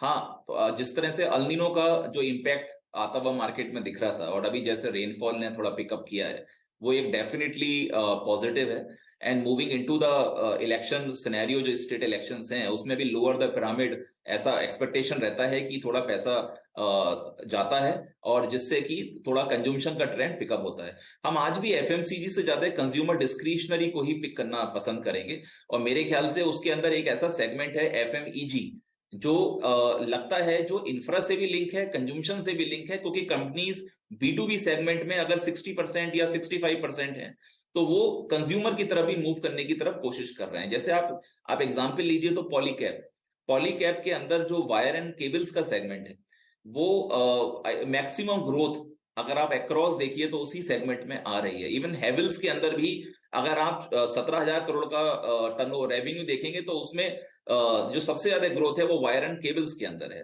बट हेवल्स में प्रॉब्लम यह है कि एक तो वैल्यूएशन 45 टाइम्स है, और दूसरा वहां पर जो लॉयड का बिजनेस है वहां पर जो रॉ मेटेरियल के प्राइसेस बढ़ते हैं तो वो आउटपुट का भाव नहीं बढ़ा पाते हैं, जिससे मार्जिन उनके हमेशा प्रेशर में रहते हैं, और ये करीब 3,400 करोड़ का बिजनेस है। तो हमें ऐसा लगता है Polycab is a better play. अगर आप इंफ्रा पे भी प्ले करना चाहते हैं, अगर आप हाउसिंग के ऊपर प्ले करना चाहते हैं, अगर आप प्राइवेट कैपेक्स के ऊपर प्ले करना चाहते हैं, तो इन तीनों का सॉल्यूशन है वायर एंड केबल्स। जिसके अंदर आप मेरे ख्याल से ले सकते हैं। कॉपर के भाव जब मार्केट में बढ़ते हैं और जो एलिवेटेड थे भी, उस वजह से थोड़ा प्रेशर इन स्टॉक्स में बीच में आता है, बट मेरे ख्याल से ओवरऑल ट्रेजेक्टरी जो ग्रोथ की है वो बहुत सॉलिड है। पॉलीकैब का रोस अगर आप देखिए तो आरओसी इसका ऑलमोस्ट 22% है, जो अपने आप में बहुत अच्छा है। और लुकिंग एट द वैल्यूएशंस, मेरे ख्याल से वो अभी उतना वैल्यूएशन में आया ही नहीं है ग्रोथ फैक्टर, तो ये स्टॉक के अंदर आपको काफी बढ़त आती हुई दिखेगी आने वाले महीनों में। अमित, मैं आपकी राय इन फाइनेंशियल्स पर लेना चाहूंगी। आज जैसे मिसाल के तौर पर बजाज फाइनेंस की Q1 अपडेट पर स्टॉक 7% भाग गया है। बजाज फिनसर्व में 6% की तेजी देखने को मिली है। HDFC बैंक के मर्जर को लेकर काफी ज्यादा उत्साह मार्केट में है। जैसे जैसे हम उस इवेंट के करीब आएंगे जब इवेंचुअली HDFC डीलिस्ट होगा और एक मर्ज्ड एंटिटी ट्रेड करेगी, कितना एक्सपोजर यहाँ पर आप बढ़ाना चाहेंगे इन फाइनेंशियल मेजर्स और बैंक्स में इस समय? तो देखिए, जब इंटरेस्ट रेट्स टॉप आउट होते हुए दिखते हैं, क्योंकि एनबीएफसीज के साथ सबसे बड़ा प्रॉब्लम होता है कॉस्ट ऑफ फंडिंग, जो कि एडवांटेज होता है बैंक्स को जब हायर इंटरेस्ट रेट्स होते हैं। तो ऐसा नहीं है कि इंटरेस्ट रेट्स का कटिंग ऑलरेडी स्टार्ट हो गया है, अभी भी यूएस बोल रहा है कि 2 और रेट बढ़ाएंगे, बट कहीं ना कहीं ऐसा लगता है इन्फ्लेशन ट्रेजेक्टरी को देख के कि टॉप आउट हो रहा है। जब ऐसा सीन होता है तो एनबीएफसीज के अंदर थोड़ा मूव आना स्टार्ट होता है, क्योंकि वो लगातार गिर रहे थे क्योंकि इंटरेस्ट रेट्स जा रहे थे। टॉप आउट होंगे तो उनका भी बॉटम बनेगा, इसलिए आपको थोड़ा एनबीएफसीज में मूव दिख रहा है। और इसके अंदर अगर आप और गहराई में जाएं तो जो ऑटो पैक है, जो ऑटो एनबीएफसीज हैं, उनको और ज्यादा फायदा हो जाता है, क्योंकि वो फिक्स्ड रेट के लोन देते हैं। और जब आप फिक्स रेट के लोन देते हो तो इंटरेस्ट रेट जब नीचे आता है तब आपको ज्यादा फायदा है, और जब ऊपर जाता है तो आपको ज्यादा नेगेटिव भी है। और अभी जो ऑटो की साइकिल है वो कहीं ना कहीं बॉटम हो रही है। हालांकि इस बार मई के नंबर्स उतने अच्छे नहीं है, बट ऐसा लगता है पिछले पूरे साल को देखते हुए भी कि कहीं ना कहीं ऑटो की साइकिल बॉटम हो रही है और यहाँ से अच्छा पिकअप कर सकती है। अभी भी ट्रैक्टर्स के नंबर अच्छे हैं, अभी भी जो मीडियम एंड कमर्शियल व्हीकल है वहां नंबर अच्छे हैं, दोनों में 6 to 8% का ईयर ऑन ईयर ग्रोथ है। तो मेरे ख्याल से जो ऑटो लैंडिंग में है कंपनीज जैसे महिंद्रा एंड महिंद्रा फाइनेंस, बहुत ज्यादा मूव नहीं आया है इस स्टॉक के अंदर, वैल्यूएशंस काफी अच्छे दिख रहे हैं। तो आई थिंक ऐसे स्टॉक्स में आपको यहाँ से मूव देखने को मिल सकता है। ओके, M&M फाइनेंशियल जैसे काउंटर्स में। अच्छा, ये जो ऑटो में प्रीमियमाइजेशन की स्टोरी जोर पकड़ रही है, हाली और हीरो का एक पर्टिकुलर प्रोडक्ट लॉन्च करना, कल बजाज ट्रायम्फ की गाड़ी आएगी, फिर एसयूवी सेगमेंट में हमने देखा है काफी ज्यादा कंपटीशन इंटेंसिफाई होता दिखाई दे रहा है। ये कितना ड्राइव कर सकता है अर्निंग्स को इन कंपनियों के लिए, स्पेशली टू व्हीलर साइड पर, जहां पर बजाज हीरो के लिए वो एंट्री सेगमेंट सबसे इंपॉर्टेंट है और वहां पर कोई साइंस नहीं है मूवमेंट की? तो प्रीमियमाइजेशन का ट्रेंड देखिए, हर कंपनी हर इंडस्ट्री चाहती है कि वो प्रीमियमाइजेशन का ट्रेंड करे, क्योंकि एक पॉइंट पर एक सैचुरेशन लेवल के बाद अगर आपको मार्जिन्स को एक्सपेंड करना है तो वो यही एक तरीका होता है। और यहाँ पर ऑटो के अंदर हम लगातार देख रहे थे, जैसे मर्सिडीज के आपने नंबर्स देखे, वो बहुत अच्छे नंबर्स क्लॉक कर रहा था पूरे साल के, यानी कि एक मिडिल टू अपर क्लास एक ऐसा है जहां पर कि लग्जरी सेगमेंट्स का बाइंग ने काफी तेजी पकड़ी है। और मुझे नहीं लगता ये ट्रेंड नीचे आएगा। हम पर कैपिटा इनकम बोलते हैं जब रिवाइव होता हुआ जाएगा, यानी कि $2,400 है, जब यहां से रिवाइव होगा तो जो ऑलरेडी $3,000 या $3,200 है वो आपका और तेजी पकड़ेगा। तो यानी कि वो जो सेगमेंट है वहां पर आपको पर इंडिविजुअल जो इनकम ग्रोथ है वो और अच्छी देखने को मिलेगी, जिसका बेस ज्यादा होगा। तो ऐसे में ये जो लग्जरी सेगमेंट्स हैं, आई थिंक इनका डेफिनेटली ग्रोथ है। आपने देखा हर 2 गाड़ियां आज बिकती हैं, उसमें से एक एसयूवी होती है। और मुझे याद है कुछ साल पहले ये 16% हुआ करता था, आज ऑलमोस्ट 50% है मार्केट शेयर। तो टू व्हीलर में भी अब आपने देखा कि एनफील्ड को अगर कोई चैलेंज कर सकता था तो एक हार्ले डेविडसन का था जिसका ब्रांड बहुत बड़ा है, बट उसमें अभी आगे हमें ये देखना है कि उन्होंने प्राइस पॉइंट तो सही चूज किया है जो कॉम्पिटिटिव है, बट सर्विसेज का क्या। आज अगर आप माउंटेन में जाते हो, क्योंकि एनफील्ड बहुत पॉपुलर है यूथ में, वो लोग ड्राइव करते हैं, लॉन्ग रनवे पे जाते हैं, तो क्या आपकी सर्विसेज आपकी वहां पर अवेलेबल हैं? अगर हीरो मोटोकॉर्प के साथ ये लोग लिंक हैं और सर्विसेज दे पाएंगे तो मेरे ख्याल से इट्स अ गुड सिचुएशन जिसमें definitely Eicher can be under pressure. बिल्कुल। अच्छा, ये आपने कई स्टॉक्स की बात की, ये न्यू एज स्टॉक्स में कहीं पैसा लगा रहे हैं कि आप?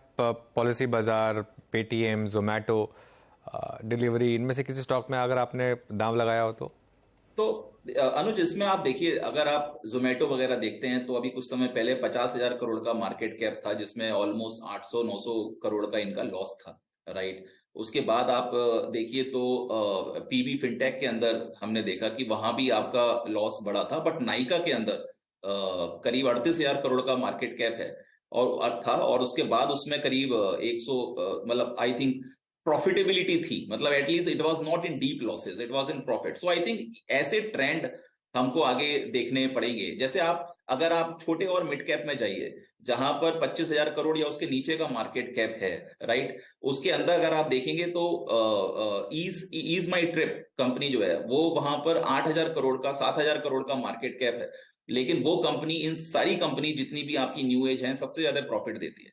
और ये यहाँ पर वैल्यूएशन आपके इतने ऊपर है, फिर भी आप इतने डीप लॉस में हैं। तो आई थिंक आंसर बहुत डायरेक्ट है कि अगर आपको प्रॉफिट को पकड़ के चलना है तो आई थिंक ऐसे सिनेरियो में ऐसी कंपनीज ही आपको देखनी चाहिए जहां पर उतना बड़ा वैल्यूएशन नहीं है, बट प्रॉफिटेबिलिटी इन सबसे ज्यादा है। ओके, तो ईज माई ट्रिप मतलब आप ले रहे हैं अपने फंड में? तो अनुज, अभी हमने न्यू एज टेक्नोलॉजीज को अपने फंड में लेना स्टार्ट नहीं किया है। मैंने आपको एक रीजन दिया कि ये एक रीजन के बेसिस पर अगर हमें लेना है तो हम आगे लेंगे। Fair enough. अमित, बहुत बहुत शुक्रिया आज हमारे साथ जुड़ने के लिए और हमसे बात करने के लिए। अच्छा लगा आपसे बात करके as always. Thank you Anuj.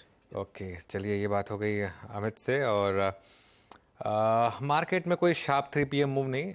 Nifty 19,390 पर, बैंक निफ्टी 45,335 पर। हाँ, वो जो इंटरडे डिप आ रहा था वो अरेस्ट हुआ, उसमें कोई डाउट नहीं है। और मिड कैप इंडेक्स भी अब करीब करीब 80 पॉइंट नीचे, लेकिन फिनेंशियल निफ्टी, एक बार जरा इसका एक इंटरडे चार्ट देख लेते हो। यहाँ पर एक एक्सपायरी है आज, वीकली एक्सपायरी। यहाँ पर थोड़ा सा हल्का सा सेलिंग प्रेशर हायर लेवल से। लेकिन एक चीज़ और करते हैं, एक और स्टॉक का जरा उसको रिविजिट किया जाए। और हम बात कर रहे हैं ऑब्वियसली बजाज फाइनेंस की। अब ऑल टाइम हाई के काफ़ी करीब है ये स्टॉक, बजाज फाइनेंस। यहाँ पर क्या भी होगा गाबा सर? 7,866, आई थिंक 8,050 इसका ऑल टाइम हाई है। वहां तक जा सकता है, वहां पर थोड़ा प्रॉफिट बुकिंग आ सकता है, थोड़ा स्ट्रेच है बजाज फाइनेंस। तो 8,000 एक साइकोलॉजिकल रेसिस्टेंस भी है। उसके बाद अगर साइडेज वो मिलता है तो फिर 8,000 भी पार कर लेगा, लेकिन 8,000 यहाँ पर थोड़ा प्रॉफिट बुक करना चाहिए।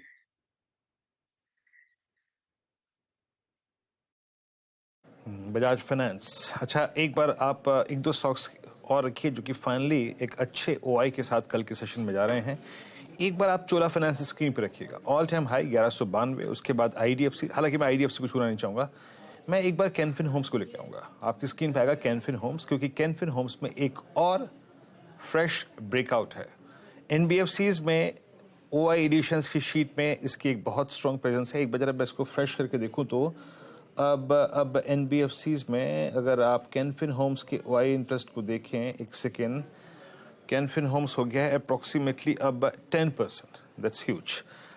श्रीकांत, जरा एक बार कैनफिन होम्स को देखिएगा, अच्छा क्लोज और एक बहुत अच्छे से फ्लैग का ब्रेकआउट। अच्छी बात ये भी है कि ड्यूरिंग रोलोवर्स इसने 20 DMA को टच भी किया था, तो जो रिक्वायर्ड रेस्ट था वो मिल चुका है इसको। 798 पर श्रीकांत, आपका प्राइस आउटलुक कैनफिन होम्स पे क्या होगा? बिल्कुल। तो वीरेंद्र, अगर इस पर्टिकुलर स्टॉक के टेक्निकल पैटर्न को देखें तो काफी बड़ा लंबा एक लॉन्ग टर्म चार्ट के ऊपर आया हुआ ब्रेकआउट है। और 2017-18 के करीब इसने जो हाइस बनाए थे 650-700 रुपए के, उसे काफी कंफर्टेबली इस बार इसने क्रॉस किया है। और इतने बड़े कंसोलिडेशन का ब्रेकआउट है, दैट मीन्स कि ये स्टॉक आई एम एक्सपेक्टिंग कि ये तो डबल तो हो जाएगा, यानी कि 700-800 रुपए से डबल होने वाला आने वाले टाइम में। It will take time, it's not that कि कल के कल या कुछ महीनों में हो जाएगा। It will take maybe 1 year of time. But current levels जैसे आपने बताया कि इसमें कंसोलिडेशन हुआ है और कंटिन्यूएशन पैटर्न बना है, तो करंट लेवल से अगर मैं लॉन्ग करता हूं तो जो आज के लोज थे तकरीबन 770 के, उसे as a stop loss consider करें, लॉन्ग रखें, बिकॉज ओवरऑल सेक्टर में भी मोमेंटम है। 850 के टारगेट्स नजर आते हैं और इवेंचुअली लगता है मुझे कि इसी मंथ में अगर और मोमेंटम देखने मिले तो शायद ये 950 के भी लेवल्स दिखा सकता है। लेकिन करंट लेवल से बिल्कुल लॉन्ग करें 850 के टारगेट्स के लिए। 850 के टारगेट के लिए एक अपॉर्चुनिटी। 804 दरअसल इसका डे हाई रहा है और उसी के आसपास इस समय स्टॉक ट्रेड करता हुआ। कुछ ही देर पहले इसको हम मेंशन भी कर रहे थे। अच्छा, L&T टेक सर्विसेज में थोड़ी और तेजी बनती हुई दिखाई दे रही है। एम्फेसिस अब कैचअप करता हुआ कुछ देर पहले हम टेक महिंद्रा, इन्फी, टीसीएस और कोफोर्ज की बात कर रहे थे, लेकिन कुछ फॉलो थ्रू आता हुआ दूसरे मिड कैप आईटी काउंटर्स की तरफ से भी। एलटीआई माइंट्री भी नियरली 1% ऊपर है। इनमें से कोई ट्रेड जो प्रशांत आप कल के लिए कैरी करने के पक्ष में है? LTI, LTTS, Mphasis? जी हर्षा जी, यहाँ पे मेरा ध्यान थोड़ा एक अलग स्टॉक पे, वो होगा ओएफएसएस, ओरेकल फाइनेंशियल। इसने एक बहुत अच्छी डिप 20 दिनों के एवरेज पे ली है, और जहां पे डिप आ रही थी वहां बिग वाली में कोई वॉल्यूम्स नहीं थे। अभी करीबन अगर मैं स्पॉट देखूं तो 3825-30 के जोन में, यहाँ पे 3790 3790 का स्टॉप लॉस रख के, यानी 1% रिस्क रख के, मुझे लग रहा है हम 3900 तक के टारगेट्स के लिए बाय कर सकते हैं। तो ओएफएसएस मुझे काफी अच्छा लग रहा है। ओरेकल फाइनेंशियल सर्विसेज जो कुछ दिन पहले दरअसल उस एआई स्टोरी से जुड़कर हमने देखा था, इसमें काफी तेजी आती हुई दिखाई दी थी।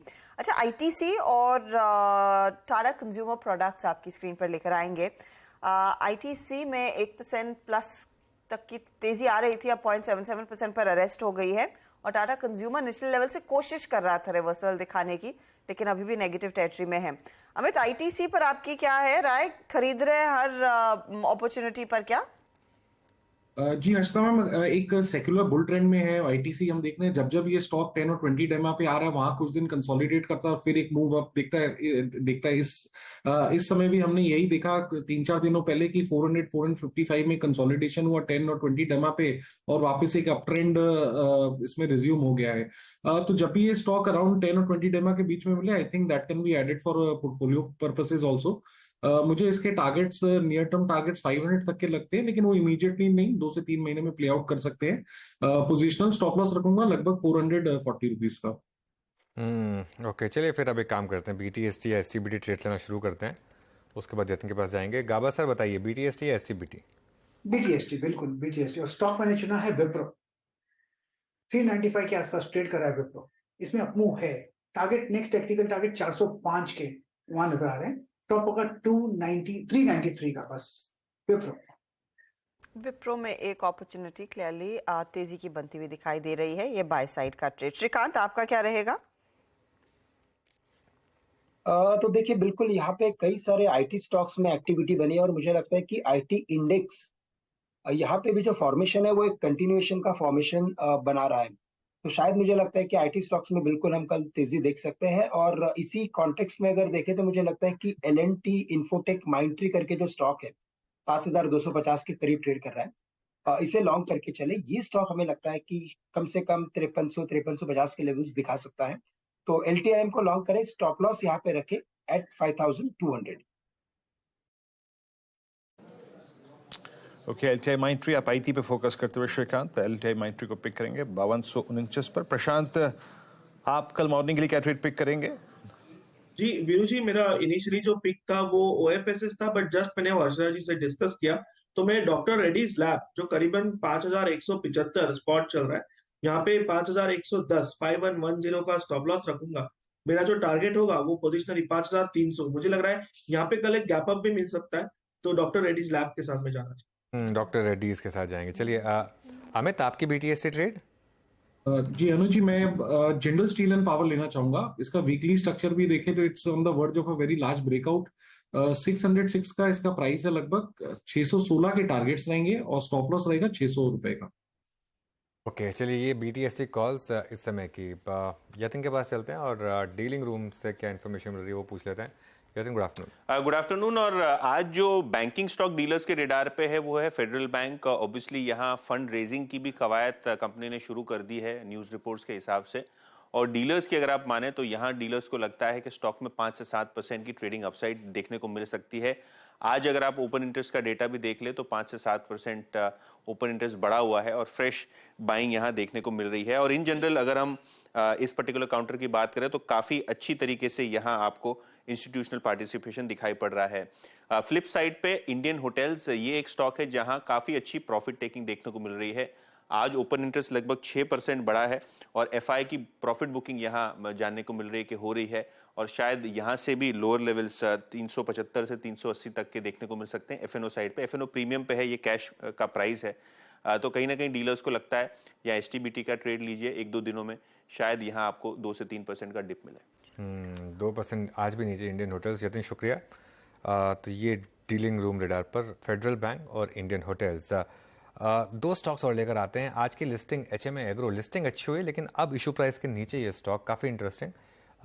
अच्छी लिस्टिंग के बाद डेट टाइम में सब्सक्राइब हुआ था, ये ध्यान रखिएगा। और लिस्टिंग गेंस मिले आज आपको, लेकिन उसके बाद ये स्टॉक अब थोड़ा स्लिप कर रहा है। और दूसरा स्टॉक जो इंटरेस्टिंग है वो है टाटा कम्युनिकेशंस। एक वन वे रैली हुई थी टाटा कम्युनिकेशंस में, अब एक शार्प डिक्लाइन, 3% नीचे आज टाटा कम्युनिकेशंस। यहाँ पर अमित जी, आपका कोई व्यू टाटा कम्युनिकेशंस पर? जी, एक सेकंड अनुज जी, मैं चाहता हूँ Tata communication ji, it's breaking the 10-day exponential moving average. काफी लार्ज कैंडल है, तो मुझे लगता है एक बार 1516 इसका क्रूशियल सपोर्ट है। जिस हिसाब से आज की कैंडल बनी है अनुज जी, एक बार इसको अवॉइड करना चाहिए। मुझे लगता है 1514 ये टेस्ट कर सकते हैं। वो इसका एक ब्रेकआउट जोन भी है, तो वहां पे इसको फिर से रीअसेस करेंगे। ओके, टाटा कम्युनिकेशन पे आपका व्यू है। मीनवाइल जिस स्टॉक पे हमने कॉल पकड़ी थी HCL टेक्नोलॉजीज पे, एक अच्छे क्लोज की तरफ बढ़ता हुआ और 1190 डे हाई की ट्रैजेक्टरी में क्लोज आती हुई। और एक बार एक दो स्टॉक्स को और देख लेते हैं जहां पर पेन रहा। आज शॉर्टिंग हुई, रिट्रेसमेंट था। एक बार आप ऑटो स्पेस में अशोक लेलैंड लेके आइए। आज इस स्टॉक ने लगभग आप समझ लीजिएगा कि 5 जून के बाद, यानी ऑलमोस्ट एक महीने के अंतराल के बाद अपना 20-day exponential moving average touch किया। इंडियन होटल्स पिछले 3 दिन से इस पे थोड़ा सा पेन था, आज फाइनली एक क्लोज आता हुआ below 20-day exponential moving average. साथ ही साथ सिंजन फार्मा स्पेस में जो कि बहुत एग्रेसिव था, आज एग्जैक्टली एट 20-day वहां पे इसका क्लोज आता हुआ। और एक स्टॉक और लेके आइएगा जो कि आज बैकफुट पे रहा कंप्लीटली, LIC हाउसिंग फाइनेंस 2% नीचे, आज अपने 20-day एक्सपोनेंशियल मूविंग एवरेज को इसने भी स्ट्राइक किया, टच किया। और L&T फाइनेंस कल एक बहुत स्ट्रांग मूव, हल्का सा आज रिट्रेसमेंट, और हालांकि कल की लोवेस्ट ट्रैजेक्टरी को इसने वॉलेट नहीं किया। एक व्यू मैं आपका इंडियन होटल्स पे लेना चाहूँगा। श्रीकांत, आप लोग का हाउस व्यू जो इंडियन होटल्स पे है वो क्या है? 410 इस दौर का हमने बेस्ट जोन देखा। कहाँ तक के रिट्रेसमेंट को, कहाँ तक की गिरावट को आप लोगों को खरीदने में इंटरेस्टेड होंगे? हालांकि अब काफ़ी समय बाद, मतलब मेरे ख्याल से मार्च के बाद फर्स्ट टाइम ऐसा है कि इसने मल्टीपल टाइम्स 20-day मार्क के नीचे स्पेंड करना शुरू कर दिया है। कोई sign of worries in hotels?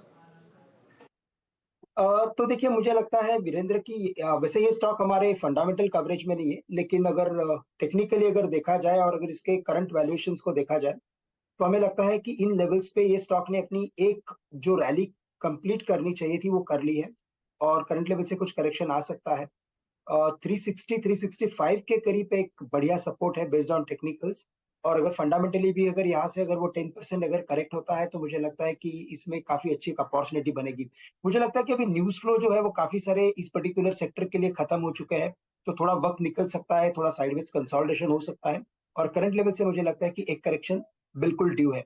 तो 365 के करीब एक वापस री एंट्री की जा सकती है, लेकिन करंट लेवल से कुछ मुनाफा वसूलना है तो बिल्कुल वसूला जा सकता है, अगर कोई भी यहाँ से अगर रैली बनती है तो। ओके, देखिए मार्केट में हल्की सी मैं कहूँगा कि प्रॉफिट टेकिंग वापस आई है, और निफ्टी अब 19,384 पर, लेकिन बैंक निफ्टी यहाँ पर थोड़ा सेलिंग प्रेशर है। हालांकि फार्मा में अच्छे मूव्स मिल रहे हैं अब, फार्मा में और सन फार्मा। लेकिन एक और स्टॉक जो मेरे रेडार पर आ रहा है, गाबा सर एक बार कोलगेट का चार्ट देखिए, काफ़ी फेवरेट स्टॉक रहा है आपका ये, यहाँ पर क्या व्यू होगा? इनफैक्ट यस, आज ही मैंने निकाल के रखा था कि 3 दिन से एक पॉज मोड पर था कोलगेट, और आज एक ब्रेकआउट दिया है, ट्रेड कर रहा है 1713 पर। मेरे ख्याल से ले सकते हैं, कोलगेट जा रहा है 1800 की तरफ, 1711 पे ट्रेड कर रहा है, तो मतलब यहाँ से एक अच्छा मूव बाकी है। हो सकता है 2-4 दिन लग जाए, लेकिन यस, कोलगेट ने बहुत बढ़िया ब्रेकआउट दिया है कंसोलिडेशन के बाद। आज सुबह रडार में था, लेकिन मिस हो गया, सुबह मिस हो गया। आप ले सकते हैं, लेकिन शानदार मूव, लास्ट के 2-3 मिनट का मूव देखिए कोलगेट में, ये पूरा का पूरा मूव 3 बजे के बाद आया एक्चुअली, और इस समय एक अच्छा वर्टिकल मूव कोलगेट में आपको विजिबल है। चलिए इस क्लोज को समझ लेते हैं फिर। 19,388 हर्षदा, मैं जो कल बात कही थी फिर कह रहा हूँ, अपनी पोजीशन को कैरी करिए। मार्केट ने कोई साइन नहीं दिए हैं अभी भी निफ्टी पर, बस वो ट्रेलिंग स्टॉप लॉस बढ़ा दीजिए, और हेज करने की भी मुझे लगता नहीं कोई ज़रूरत है, क्योंकि कल सुबह आप मान के चलिए कोई नेगेटिव न्यूज़ तो आपको मिलेंगे नहीं, क्योंकि आज यूएस बंद है। ठीक है, तो कल जो भी होना है स्क्रीन पर ही होना है कल, तो इसके लिए अपनी पोजीशन कैरी करिए। और आज भी सुबह देखिए गिफ्ट निफ्टी क्या बता रहा था कि हम फ्लैट खोलेंगे, लेकिन आ गया 100 पॉइंट का गैप अप। तो हो सकता है कल भी ये पॉसिबल हो, और बिल्कुल, और इस वीकली कॉन्ट्रैक्ट में मुझे लग रहा है कि एक बार मार्केट 19,500 टेस्ट कर लेगा और उसके बाद शायद थोड़ी प्रॉफिट टेकिंग आए, लेकिन पोजीशन कैरी करिए। मार्केट में कोई साइन नहीं है नर्वसनेस के। मिड कैप्स में ये सब बीच बीच में चलता रहेगा, एक आध दिन ब्रेथ खराब होगी, ऐसा लगेगा आपको कि मार्केट थोड़ा खराब हो रहा है, लेकिन डरने की कोई ज़रूरत नहीं है। निफ्टी और बैंक निफ्टी में अभी तक सिस्टम ने कोई आपको एग्जिट का वो फॉर्मूला नहीं बताया। सिस्टम जिस दिन बताएगा उस दिन एग्जिट करेंगे, अभी कैरी करिए, कोई प्रॉब्लम नहीं है। और आज के दिन का एक एग्जाम्पल तो है ही कि हर डिप को खरीदा गया है, बिल्कुल, क्योंकि अभी भी हम देख रहे थे कि निफ्टी बैंक अचानक 85 पॉइंट की ही बढ़त दिखा रहा था और वहां से फिर से 150 पॉइंट ऊपर आ चुका है। तो हर डिप पर लोग मौका ढूंढ रहे हैं, अपनी पोजीशन को और मजबूत करते हुए दिखाई दे रहे हैं। एक दो ट्रेड्स आपके रेडार पर होने चाहिए क्लोजिंग की तरफ जैसे जैसे हम बढ़ रहे हैं, और फाइनेंशियल्स में ही वो पूरी स्ट्रेंथ है। तो कैनफिन होम्स में आप गौर करेंगे, अब 2% का इजाफा, 11% का ओआई एडिशन। फेडरल बैंक में 3% की तेजी, 5% का OI addition. Punjab National Bank 5.5% की तेजी पर जाकर टिकता हुआ दिखाई दे रहा है। तो लीडरशिप इधर से ही आई है। कुछ थोड़ी सी निबलिंग देखने को मिली इंडिया सीमेंट के ट्रेड में, हालांकि सीमेंट काउंटर्स वैसे फोरफ्रंट पर होते नहीं हैं। मॉनसून वाले पीरियड में थोड़ा सा साइडवेज चले जाते हैं काउंटर्स। श्रीकांत, कुछ ट्रेड हो तो आप क्या निपटाएंगे उससे 212 के आसपास इंडिया सीमेंट? तो देखिए, थोड़ा सा बिल्कुल इसमें करेक्शन हमें देखने मिल रहा है, लेकिन साथ ही साथ अगर ओवरऑल इस पर्टिकुलर सेक्टर से जो उनके मंथली नंबर्स आए थे, मुझे लगता है कि इसमें और भी एक्शन बनेगा, और जो भी कैपेक्स के रिलेटेड जो भी रैली को हमें इस पर्टिकुलर मार्केट में राइड करना है, मुझे लगता है cement is the best sector, और इसने पिछले रैली में अच्छा खासा आउट परफॉर्मेंस किया है। मुझे लगता है ये अपॉर्चुनिटी है to buy for current level से शायद 5-6 रुपए का करेक्शन आ सकता है, लेकिन अपसाइड में 30-40 रुपए का अपसाइड क्लियरली दिख रहा है। तो करंट लेवल से हमें लगता है कि बिल्कुल इसे होल्ड करके चले। ओके, चलिए अब आज का डेरिवेटिव सेटअप को देखते हैं। ऑल्दो यस, एक बार जरा प्लीज मार्केट ब्रेथ लेके आइए, क्या रही इन डेरिवेटिव्स। बैंक निफ्टी करीब 86 अंक ऊपर, निफ्टी करीब 59 अंक ऊपर, क्लोज ऑल टाइम हाई पे होगा 32 लॉन्ग, शॉर्ट कवरिंग 28 में, और साथ ही साथ शॉर्ट लगभग 67 स्टॉक्स में। शॉर्ट का थोड़ा सा आंकड़ा आज कैपिटलाइज करता हुआ, हालांकि बाजार को एक कंसोलिडेशन की जरूरत थी और जब कंसोलिडेशन होता है तो ऐसा अमूमन होता है। लॉन्ग अनवाइंडिंग 59 में, Bajaj finance star of the day, PNB आज बैंकिंग, पीएसयू बास्केट में मिड कैप में स्ट्रॉन्ग मूव देखेगा, एक स्ट्रॉन्ग रेंज ब्रेकआउट। B2 का जलवा था और निफ्टी के लिए और साथ ही साथ निफ्टी फाइनेंशियल सर्विसेज इंडेक्स के लिए इसने बखूबी अपना काम किया। हीरो मोटर कॉर्प यहाँ पे स्ट्रॉन्ग मूव और स्ट्रॉन्ग न्यूज फ्लो, उसके बाद करीब 5% का स्विंग। डेंट दूसरे स्टॉक से पड़ा। फेडरल बैंक लगभग 3% ऊपर रहा आज, यहाँ पे लॉन्ग बिल्डअप थे। न्यूज ड्रिवन स्टॉक्स में लॉन्ग बिल्डअप ज्यादा थे। उसके बाद शॉर्ट कवरिंग कहाँ थी? टेक महिंद्रा में आज डे हाई के क्लस्टर में ऑलमोस्ट अपनी 52 वीक हाई ट्रेजेक्ट्री के पास जाके प्लेस हो चुका है। चोला, उसके बाद Navin Fluorine, bank of Baroda, again PSU banking basket जिसमें शॉर्ट कवरिंग थी। बीओबी का क्लोज बहुत शानदार है, याद रखिएगा। तो ये कुछ स्टॉक्स जहां पे लॉन्ग और शॉर्ट कवरिंग था। शॉर्ट कहां था? आयशा मोटर्स, न्यूज इंपैक्ट, आरती इंडस्ट्रीज, एल&टी फाइनेंस और अशोक लेलैंड लगभग 2.5% नीचे। इंडियन होटल्स में आज क्लोज जो आया है वो 20 डे एक्सपोनेंशियल मूविंग एवरेज के नीचे आया है, तो थोड़ा सा हमें सतर्क होना चाहिए अब इंडियन होटल्स पे। क्लोज बिलो 20 डे में। और शॉर्टिंग सीरीज के जो पहले पार्ट फर्स्ट क्लस्टर में फर्स्ट वीक में ही थोड़ा बहुत शॉर्ट कैपिटलाइज होता हुआ यहाँ पे, और उसके बाद लॉन्ग अनवाइंडिंग थी आज आईडीएफसी फर्स्ट बैंक में, टाटा कम्युनिकेशन, पिरामिड एंटरप्राइजेस, सिंजन और Intellect Design. Top OI gainers कौन से रहे आज? अगर मैं सेक्टर वाइज देखूं तो लॉन्ग साइड पे इंडेक्स, उसके बाद बैंकिंग और साथ ही साथ फाइनेंस स्पेस में याद रखिएगा बिल्डअप था। बैंकिंग में 3.5% बिल्डअप हुआ, उसमें से ज्यादा ओआई लेके गया आज पीएनबी 16.6%, उसके बाद एसबीआई करीब 4%, फेडरल बैंक लगभग 7% और साथ ही साथ एयू स्मॉल फाइनेंस बैंक करीब 3.5% का ओआई लेके गया। एनबीएफसी स्पेस में आप देखिए तो आज सबसे स्ट्रॉन्ग वेरिएशन था B2 में, Bajaj Finance 5.6, Bajaj Finserv 5.6, Can Fin Homes 12.7, एक फ्रेश ब्रेकआउट था, अभी कुछ देर पहले डिस्कशन कर रहा था यहाँ पे। एचडीएफसी में 3.6 और एचडीएफसी एएमसी में भी करीब 7.9%। तो ये कुछ स्पेस थे जहां पे काफी स्ट्रॉन्ग लॉन्ग बिल्डअप था। एक खेमा और देखेंगे जहां काफी आज अच्छा लॉन्ग बिल्डअप दिखा गया, वो था टेक्नोलॉजी स्पेस, करीब 1.5% का एंटायर स्पेस में ओआई बिल्डअप था।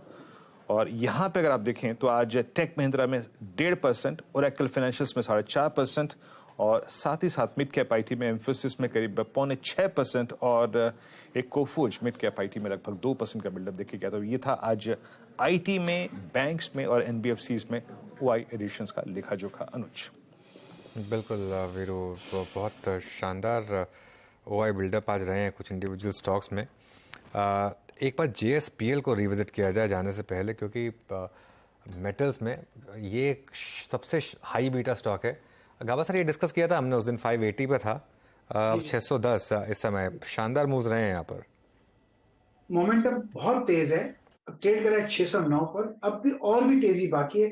सिर्फ 600 रुपीज का स्टॉप लगाना चाहिए जिंदल स्टील पर।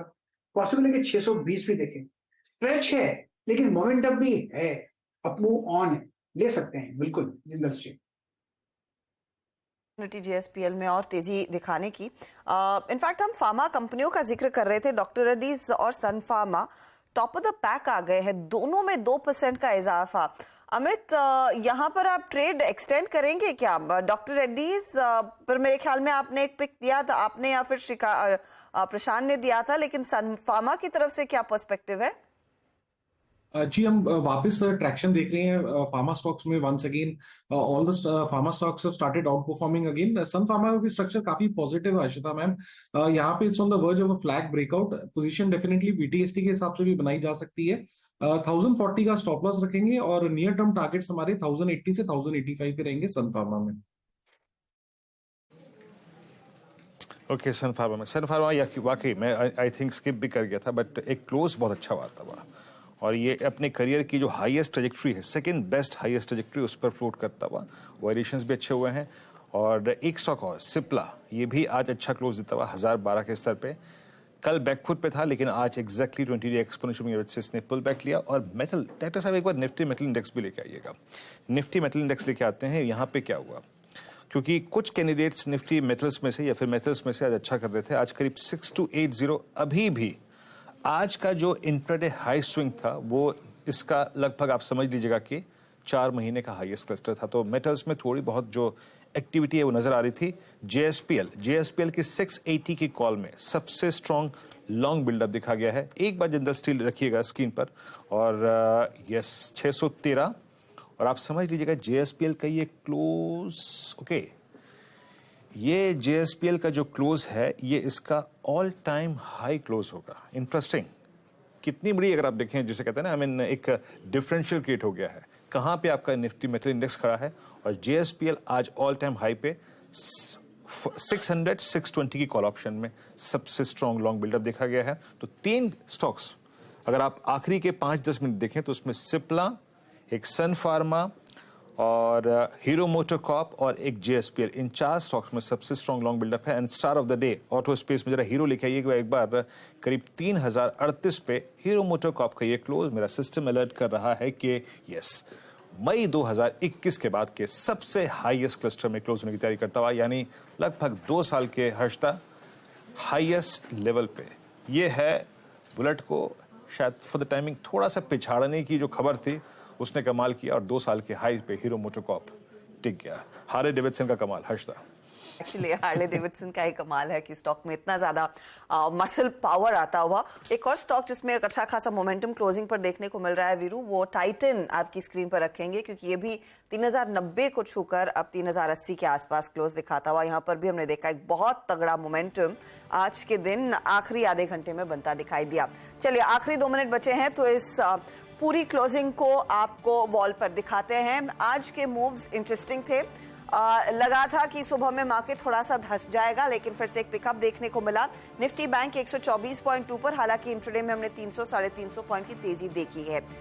निफ्टी 19434 तक का हाई छूने के बाद 19400 के हल्के से नीचे जाकर टिकता हुआ दिखाई दे रहा है।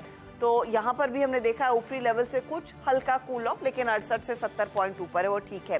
निफ्टी आईटी की तरफ से एक अच्छा योगदान। कल तक यहाँ पर स्टॉक्स थोड़े से करेक्शन जोन में थे, लेकिन आज निफ्टी आईटी देखेंगे तो 300 पॉइंट ऊपर।